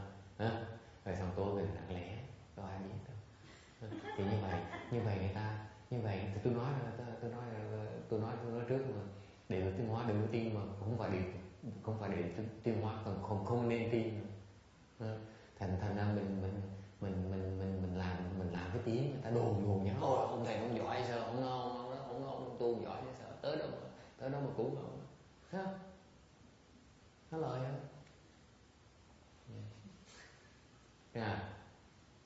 Sao? Coi khác men gì nữa? Con coi phim Phật hồi xưa cũng tu cũng có ăn vậy sao phải lắm. Ai với cậu nói cả. So why don't you eat, since your Buddha eats, why don't you eat? Well, I don't know, because the Buddha is famous, I'm not. Tại Phật nổi tiếng mà tôi không nổi tiếng, với tôi làm bộ làm tịch chứ sao bây giờ? So the Buddha is famous, I'm not famous, therefore I need to put on a show. Yeah. Actually, this is the second time I'm doing it. Thiệt ra là cái lần thứ nhì mà tôi muốn tu cái tuyệt thực một tí từ ra sao? Because first time I didn't know what happened. Lần trước tôi tu một lần như năm ngoái đấy bạn. Thì thấy nó là xong rồi lần thứ nhì coi nhìn lại lần có thử là mình có hiểu gì hơn không? Mình thấy là lần trước mình quan sát là vì quan sát năm ngoái là khác, cái năm này có gì khác không? So I did it before, maybe last year. So I noticed something, so I did it. I'm doing it again so that I'm seeing if my understanding is proper. Because I don't have a teacher. Tại vì không có ai truyền cái pháp này, tôi phải thử dùng cái thân tôi thử. Nên nếu tôi có thầy, người ta chỉ tôi đi ít tốn thì giờ hơn. If I had a teacher who showed me the way, showed me how to do this dharma here, then I wouldn't have to waste so much time experimenting. But I don't have no one ever taught me that, so I figure that means I need to figure it out myself. If I need to figure it out myself, then I need to use my body. I need to experiment on my body. That's all. Thành mình cũng có người dẫn đường thì mình dùng cái thân mình thử sao? Phải trả cái giá chứ. Tại vì trước mình không trồng cái phước mà, thành bây giờ không đủ phước, thành phải tự tìm tòi lấy. Thành nó có lý do chứ phải là đâu có dài. Tu là cái cơ hội, tại vì tôi phải hiểu những cái pháp môn này sau tôi mới dám dạy cho quý vị chứ dẫn quý vị bày quý vị sau quý vị tới đòi lòng tôi phiền. See, I'm very careful about the dharmas I teach because I need to understand those dharmas so that I will not lead you into trouble. I will not cause you problems. Because if I teach you wrong, I teach you the wrong methods, the wrong methodology, in the future, maybe this lifetime or future lifetimes, you come knock on my doors and collect your debts. You know that. If the teacher teaches wrong, the teacher owes the student big time. Người thầy bây giờ học trò trật á, và sau này bị đỡ học trò, nó tới nó gọi là chết luôn á. Cái mình đừng tưởng là đừng ham làm thầy nha. Do not think that being a teacher is easy. Being a teacher is very, very, very, very dangerous thing, very precarious situations. If you bring the trouble, you get the students in trouble and they fall, you will have to pay for yourself personally as well as a teacher. Người thầy mà làm cho học trò nó đọa và trong tương lai nó phải trả lại cái nợ đó, nó tới nó đòi mạng nó không chơi nữa. This is why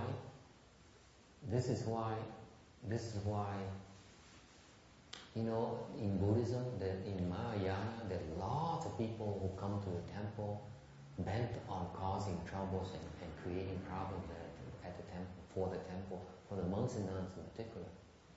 Nói cái gì nghe, nói cái chuyện, nói cái gì biết á, là bởi vì nếu quý vị chú ý trong cái chùa Việt Nam, cái chùa Tàu cũng vậy, rất có nhiều người tới chùa dùng tơ mò tới chùa làm gì để phá chùa thôi, quý vị biết không? chỉ muốn phá thôi, nó tan cái chùa luôn.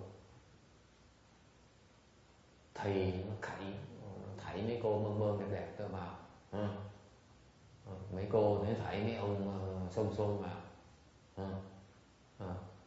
cướp giật, cắp tiền, cắp của, cắp tùm lum la, nói xấu nó. Tại sao này? Why is that? Have you figured out? Have you ever thought of why is that? Have you ever thought why is the Master Sri Noai is such a good guy, such a great patriarch, and still that people are trying to destroy his temples? Có nghĩ như ngài Tiên Hóa, ông là người đại tổ sư, vẫn có người vào nhất định phá cái chùa, phá hệ thống chùa, có, đáng có. Tại sao? Kiếp trước dạy bậy, nó tới nó đòi mạng. Dám mang cái lon, làm cái vai là tôi là chùa, tôi là thầy, tôi tới cúng dường, tôi dạy với quý vị mọi, gặp cái vấn đề quý vị hả, mà dạy trật làm bậy đó hả, rồi kiếp sau quý vị tới nó đòi mạng, phá chết nát luôn cuộc đời tu hành quý vị luôn. Không phải dễ đấy. Cô đừng tự đừng ham chùa, đừng có dạy chùa em ơi. tôi chịu thương ngưỡng của chùa. You know, because if you sit up here and say making all these claims, you're great, you know what you're doing, and and you can help others, and you teach the wrong thing to get people into trouble, cause them to fall and suffer, cause them great distress, great trauma, and great misery, great sufferings. They'll come back and return the favor.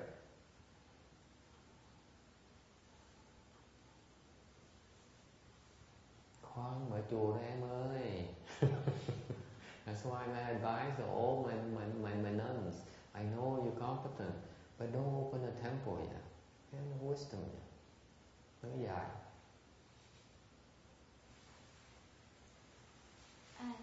Yes.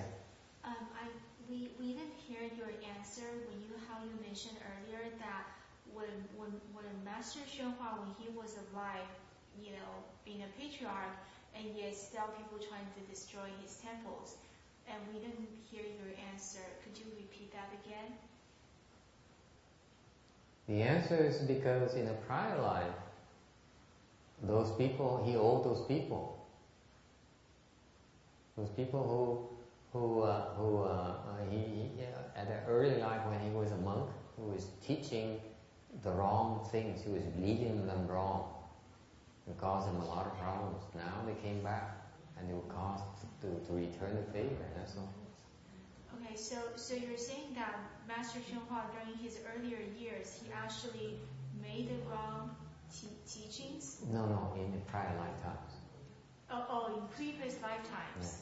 Oh, okay, but not this lifetime. This lifetime, unlikely. Okay, I just want to, clarify that. It's a debt that has to be collected, no matter how long it takes.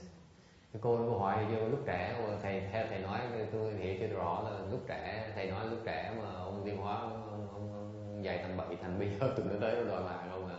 Nó không, tội nghiệp tôi không phạm thượng như vậy được. Nó không có đâu, tôi nghĩ là mấy đó cái đời trước đó, mấy cái đời trước mà lúc mà ông chưa biết tu đó, ông chưa có trí huệ, ông dạy bậy người ta, bây giờ ông phá người ta, ông hại người ta, bây giờ mặc giờ ông là có trí huệ rồi, nó cũng tới nó đòi mạng.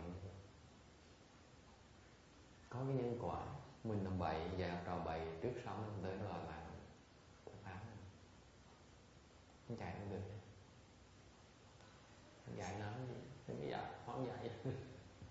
That's why I said, there's no hurry, take your time, don't teach yet, until you have some wisdom. So, on the contrary, does that mean anybody that we encounter in this lifetime who are giving us, causing, miseries and complications, were actually a form of the karma has been manifesting itself? Yes. 100%? Not 100%. It's always. You don't know. Okay.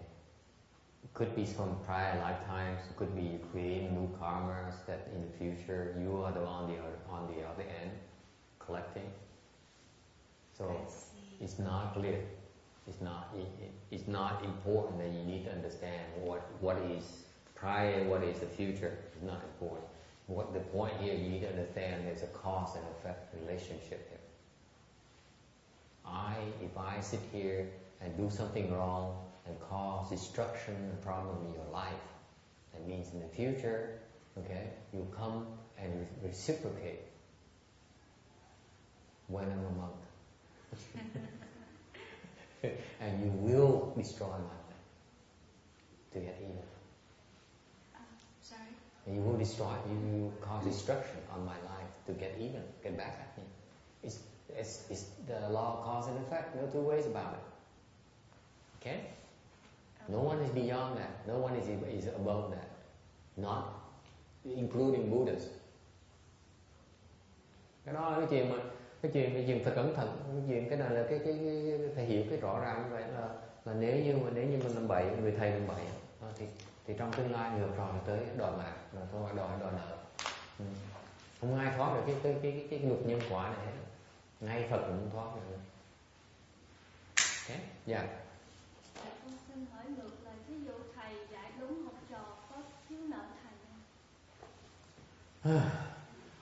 Ngày nó ngồi còn hóc búa gì ghét, nó đi còn mấy tháng xong rồi tới gặp nó hỏi như vậy xong rồi.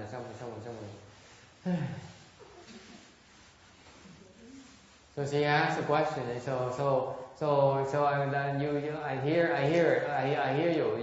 If you teach the wrong stuff and cause trouble for the students, then in the future they come and get back at you.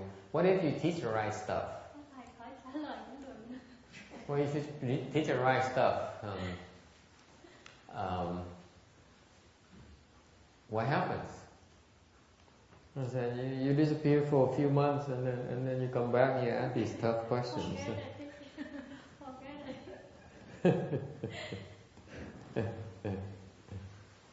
come back and ask for more. What? You teach the right stuff, but you come back and ask for more.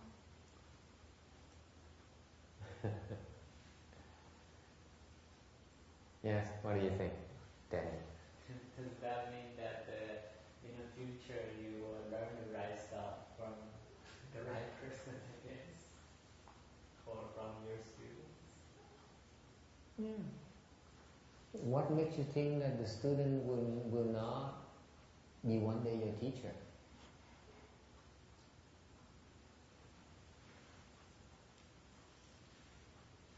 Mấy có thể trong tương lai là mấy người trò mà học hay đó, học được bài học đúng, trở lại dạy lại cũng thấy.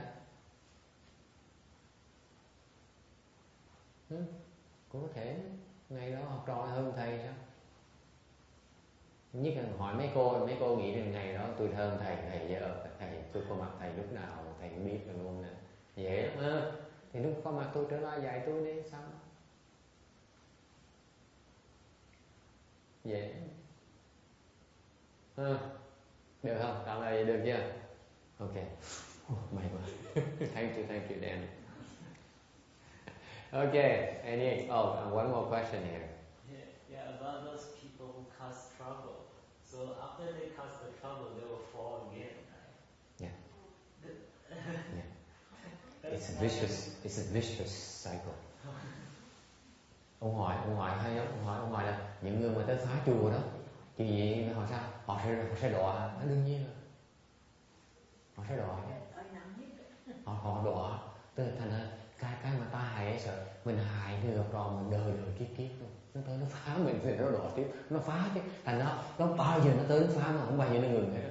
You know, that's why it's so dangerous. They keep on coming at you, even though they're gonna fall, they keep on coming at you. It's a scary thing. This is why I say, I'm not eager to teach anyone. I just have 6 people here. I'm sweating already. 6 người không ngồi để tối nay có 6 người hỏi tôi không là tôi tên này tôi run rồi. Thầy sợ trả lời bậy. I'm sweating like hell. I'm sweating like a pig because I'm afraid I give you the wrong answers. And you go home and I say something stupid and I get you into trouble and then you come back and I will have you as enemy for the rest of my life.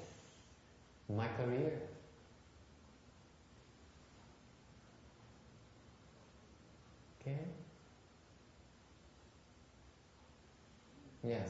They fall and they come back. Right? Even though they fall, they still come back. When does it end?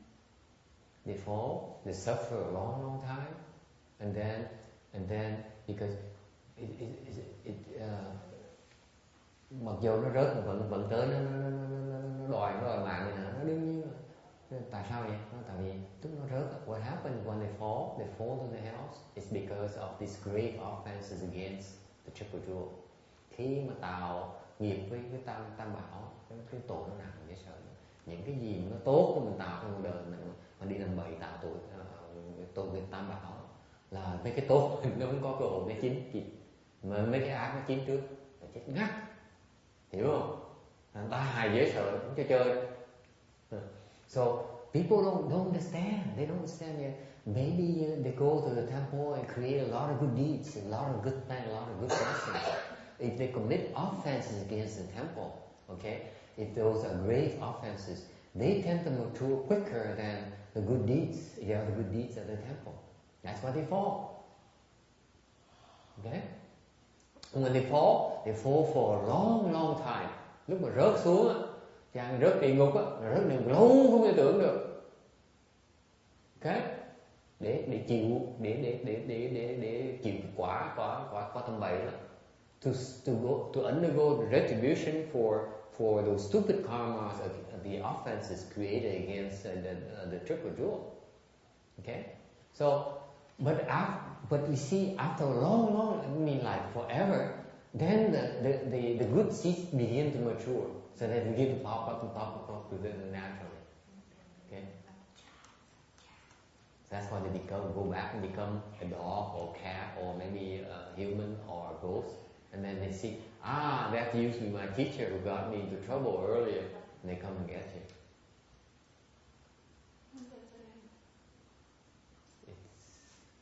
Is that It does. which part of the Passover you're ending first? It does not end. It doesn't end until thì nó thoát mấy cái ác nhân đó nó chín thì mình phải đọa trước. Thành mấy cái thiện nhân nó chín chưa kịp, mà cái ác nhân mà làm bậy có nhất là làm bậy ở chùa chánh pháp, cái chùa với tam bảo, mấy đức dạng như tới mấy chùa nhưng mà chánh pháp mà như chùa những tiêu hóa phá đó, là mấy cái tội nó nặng dễ sợ lắm. Thì đọa thì nó đọa xuống địa ngục lâu mình tưởng dài cổ luôn mình, mà khổ sở không tưởng. Bây giờ quý vị tưởng quý vị khổ, bây giờ xuống địa ngục sẽ thấy cái này nhầm. Đây là giống như đi chơi vacation địa ngục không lưu ý nào. Nhưng điều tại sau thời gian lâu rồi những cái nhân chín bắt đầu nó chín, những cái thiện nhân bắt đầu nó chín, bắt đầu mình trồi lên được, mình trồi làm quỷ, làm trồi làm thú, trồi làm người. Thì buồn nhớ là cái ông trương thế ông thầy ông bậy tôi tới làm thịt ổng, rồi đọa lại. Thì cái câu hỏi là chừng nào nó ngưng?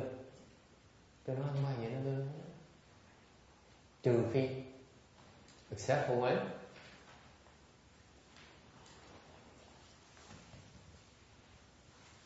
you decide to forgive me. Chừng nào nó mới ngưng? Nó chỉ ngưng khi nào cái người này tha nợ cho tôi.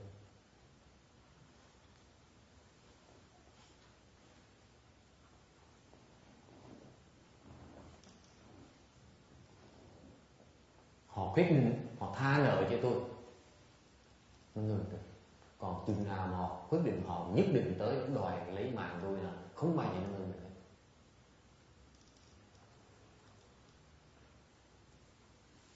I'm not talking about the triple jewel only. I'm talking about, let me extrapolate and give you an example.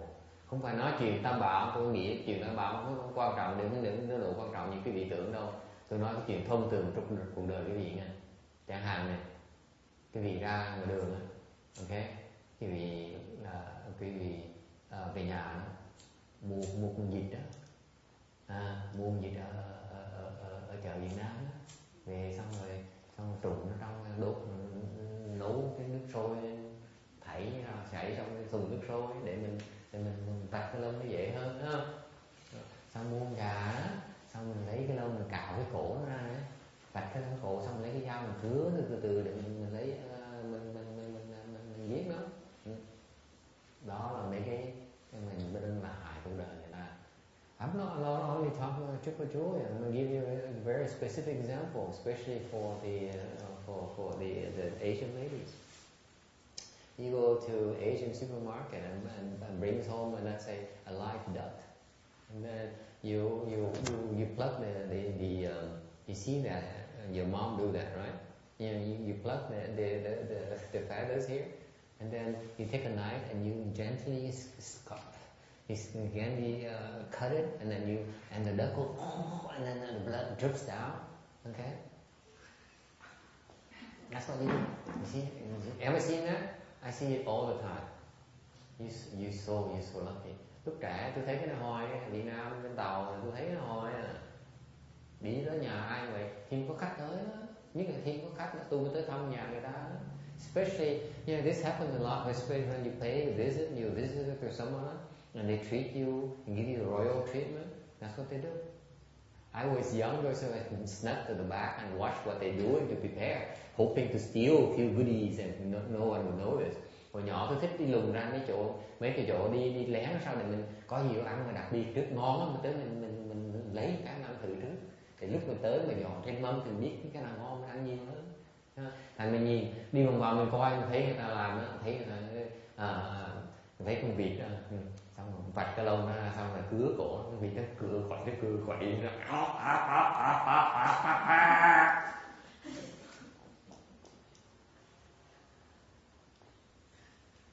Quý vị nghĩ con vịt nó quên mình không? I'm asking you. You think a duck will ever forget you? So you think what's going to happen when he has a chance to get back at you? Just to say next time you become a duck and he next time he has a chance to inflict harm on you. Now my question is that you know how the duck will come back and get us. I was also told that besides paying back the karma of what you did onto other people, they also come back to accumulate the interest. Yes. Not just the karma itself, but plus the interest. Sure. Is that true? What is the interest? Câu hỏi is a good question by the way. It's very practical. Câu hỏi tôi tin rằng là con vịt nó không bao nhiêu quên thầy rồi. Cảm ơn cô.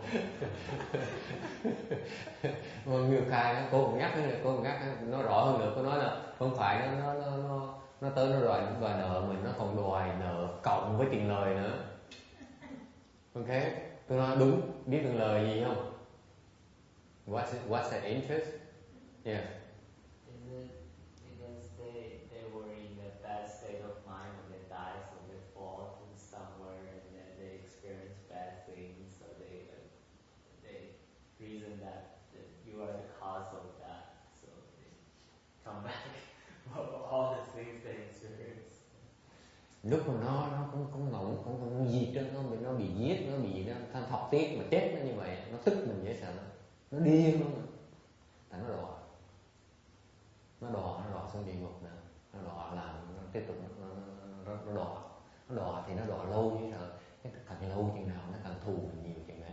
Đó là tiền lời của mình, tiền lời của nó mình phải trả cái đó. Tại không phải nó tiền lời dài không, nó còn đọa cái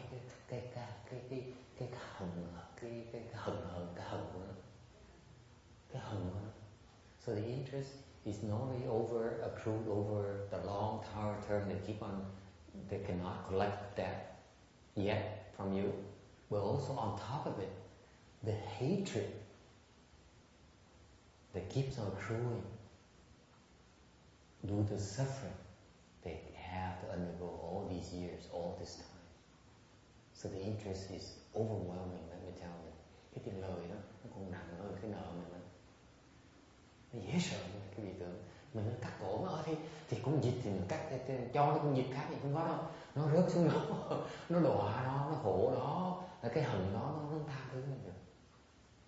Dễ sợ tí xíu vậy thôi.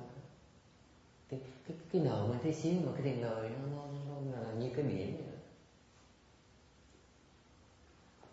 Kinh khủng không?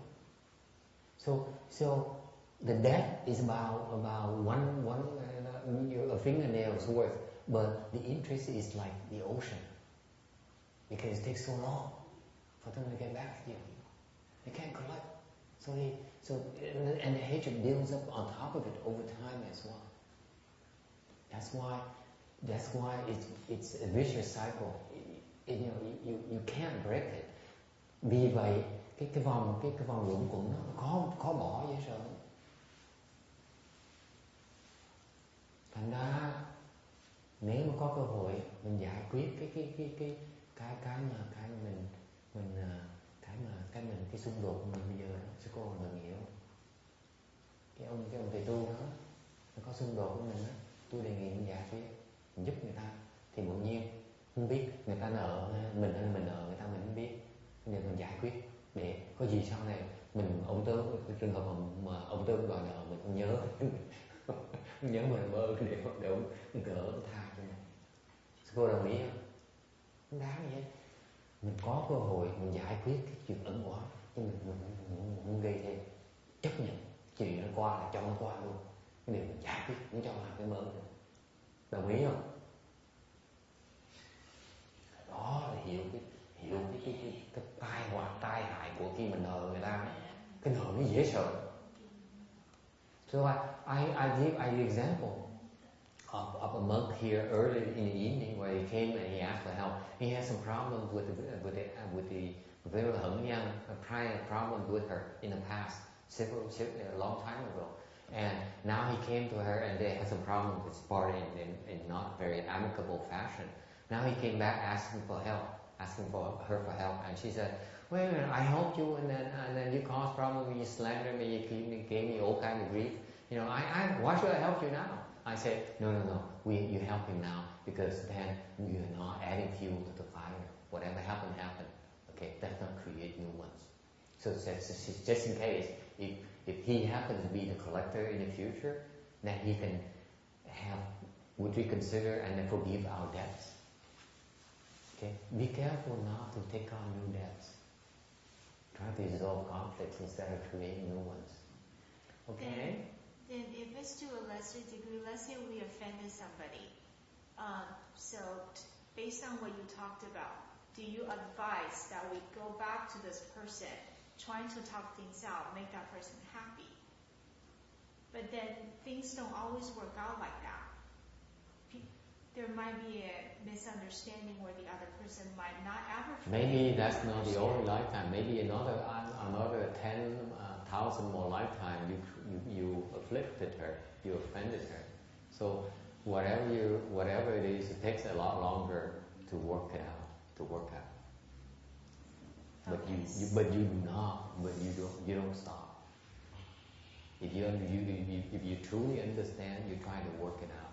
You try to ask for forgiveness instead of claiming you're right and they're wrong.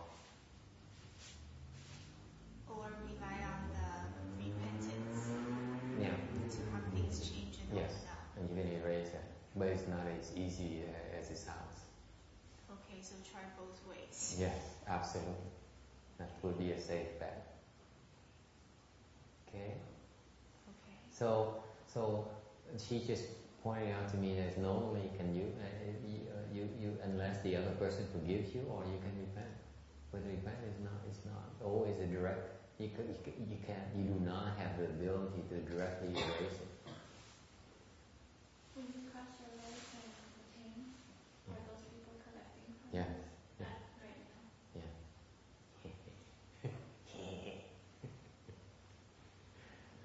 Thành ra cái cô này nhắc tôi thấy là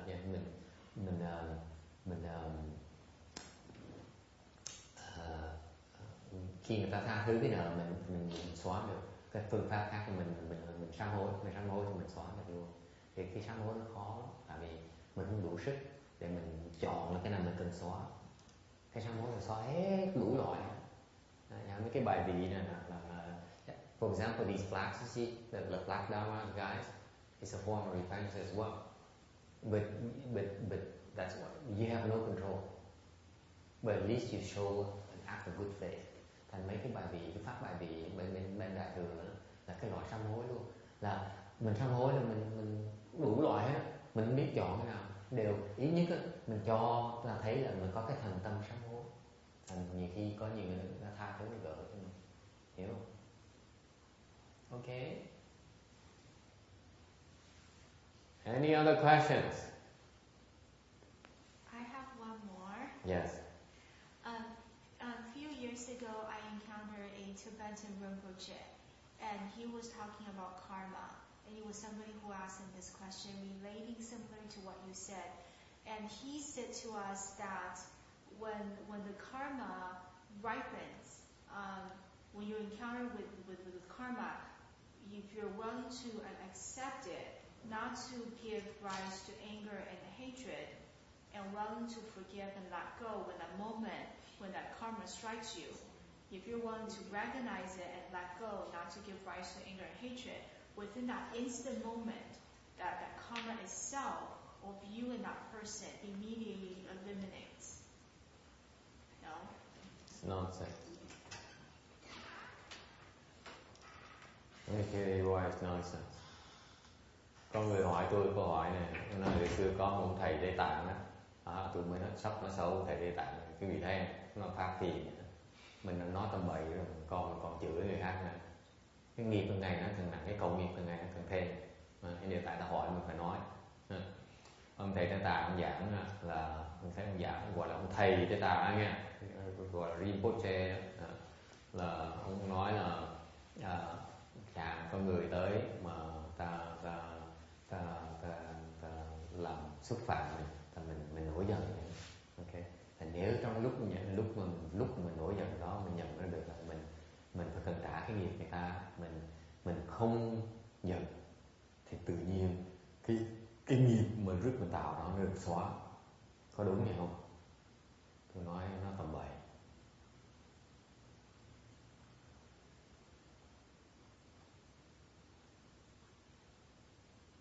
There's no such a thing. Why is it nonsense?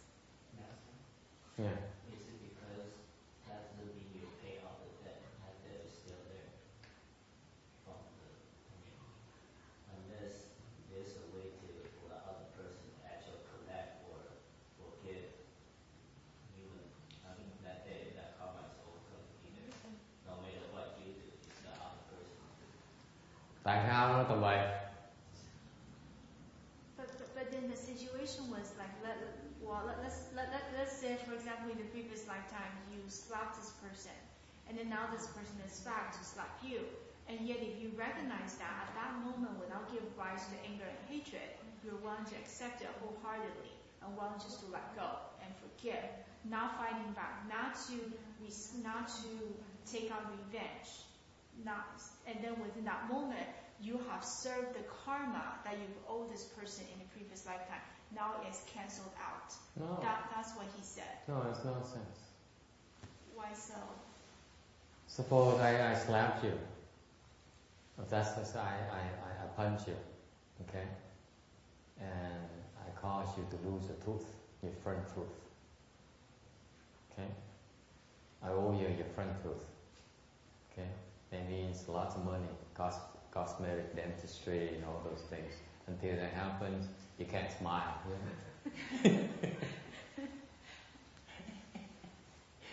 Tôi nói tôi cho ví dụ mà cái đó là chuyện nói tầm bậy.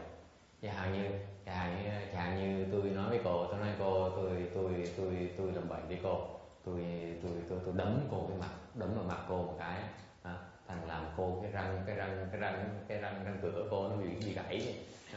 Thành ra cô phải cần đi tốn tiền đi mà sửa răng lại, làm răng giả để cho nó đẹp lại.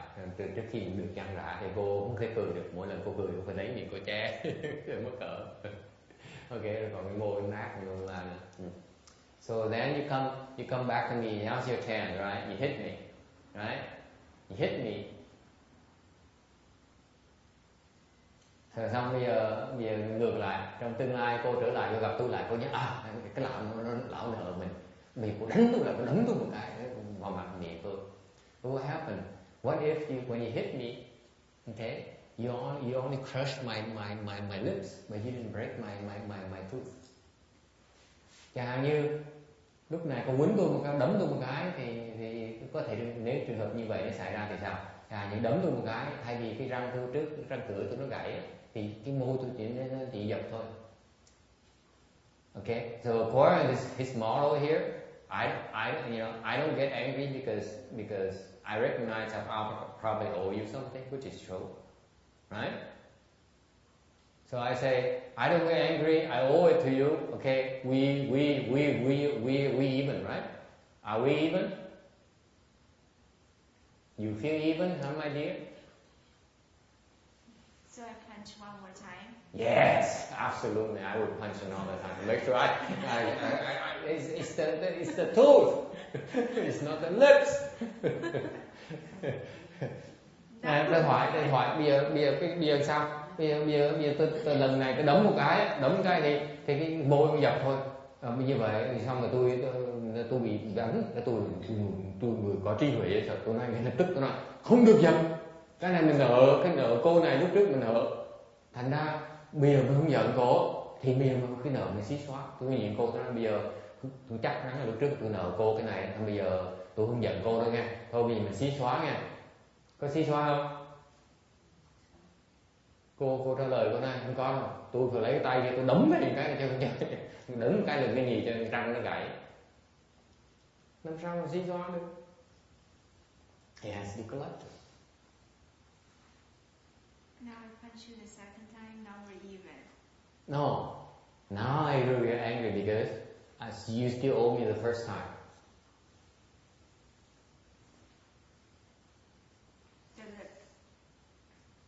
So what do? I forgive you the second time, but I don't have to forgive you the first time, do I? You see? It's a mess. Cô kể chuyện cô Hà với tôi là cô nói là nếu như vậy lần khi tôi đấm thầy á, mà thầy gãy cái răng á, thì như vậy về phải không? Nó đâu có dễ vậy. Tôi chịu đấm một cái gãy cái răng, như là cái đấm đầu tiên nó môi tôi dập, cô vẫn nợ tôi cái đó nhé. Tôi phải đòi cho nó lại nhé. Thấy cái chuyện nó phức tạp dễ sợ. Thì mình tội gì mình đòi lại, mình giải quyết thôi mình xí xóa. Thế mình đòi, cho cô người đồng ý không? Mình xí xóa, chấp, thôi, xong. Không cần gì. Hồi chiều tới hỏi tôi mà run, tại tôi hỏi bà câu run. Run để mình xí xóa. Thấy không? Làm phiền tôi buổi chiều, có tối.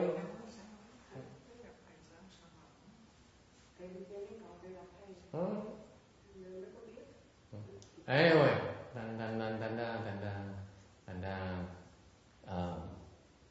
it's best to resolve it instead of trying to settle.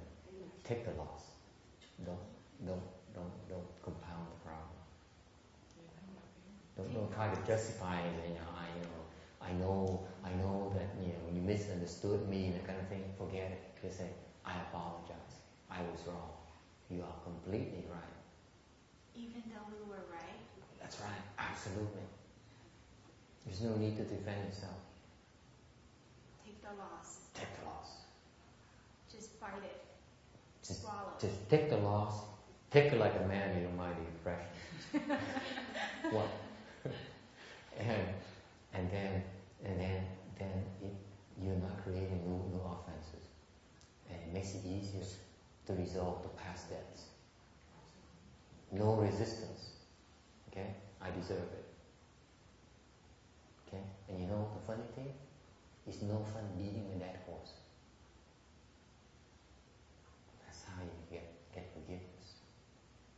Spirit Dharma, isn't it? The world of people say, let me explain things to you. When you said that I know it's wrong, but don't you realize that I'm not that kind of person, You see, that's what people do. And that's so stupid. Don't justify, just accept it. Here. Wow, that's deep. Beat me up. I deserve it. You are so right. I'm so mean. I'm so inferior. I deserve it. Please. But then what happens if people really thought you were so bad and they start spreading rumors and gossips about you? So what? If it's not true, they will not believe it. If it's true, then no one will believe it. That person, if that person is untruthful, then at first they may believe it, but maybe down in the future they will no longer believe that person. They will trust you more.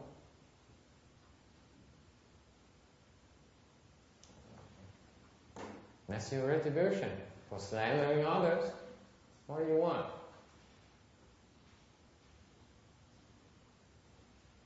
You still want to be right.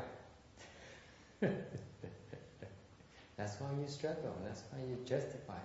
That's why you explain yourself. That's why you rationalize. Cô nó hỏi mà hay không? Cô hỏi là cái người ta tới rồi bây giờ người ta phỉ báng mình, người ta nói tầm bậy người ta nói toàn chuyện tầm bậy không, mình làm gì bây giờ? Không lẽ mình chịu trận nữa đó, chịu trận đấy chứ. Tớ xin lỗi, chí chóe nó là cái lỗi tôi, không phải lỗi ai hết. Hoàn toàn. Nó mặc dù người ta trật mình cũng xin lỗi, nhất người ta trật mình càng xin lỗi nữa. Tại sao vậy? Khi mình xin lỗi như vậy, okay, mình xin lỗi như vậy thì người ta mình không cần đính chính, thì người ta thấy, người ta nói cái hay của đó ở chỗ là ta thấy mình cù lần, thấy mình xoàn, cái thân thành đánh, thân thành hại nữa. Có cái câu đó là khi mà con ngựa nó chết rồi đánh nó cũng chả có lợi nữa. Cái đó là cái pháp nó hay hơn nhiều. Họ cần đính chính, tôi nghĩ là đúng, mình đúng người ta ra. Mình càng đính chính, mình càng cãi người ta, mình càng quýnh mình. Còn ngồi mình chịu trận như đánh mình như cái mềm mà họ cái cơ hội đó họ mới tha thứ cho mình được. Mình mới gỡ, mình không tạo nghiệp mới. Pháp nó hay hơn. Tôi biết là quý vị nghĩ quý vị đúng là hay hơn, nhưng mà tôi đề nghị quý vị suy nghĩ lại đi. Mình sai nó hay hơn mình đúng.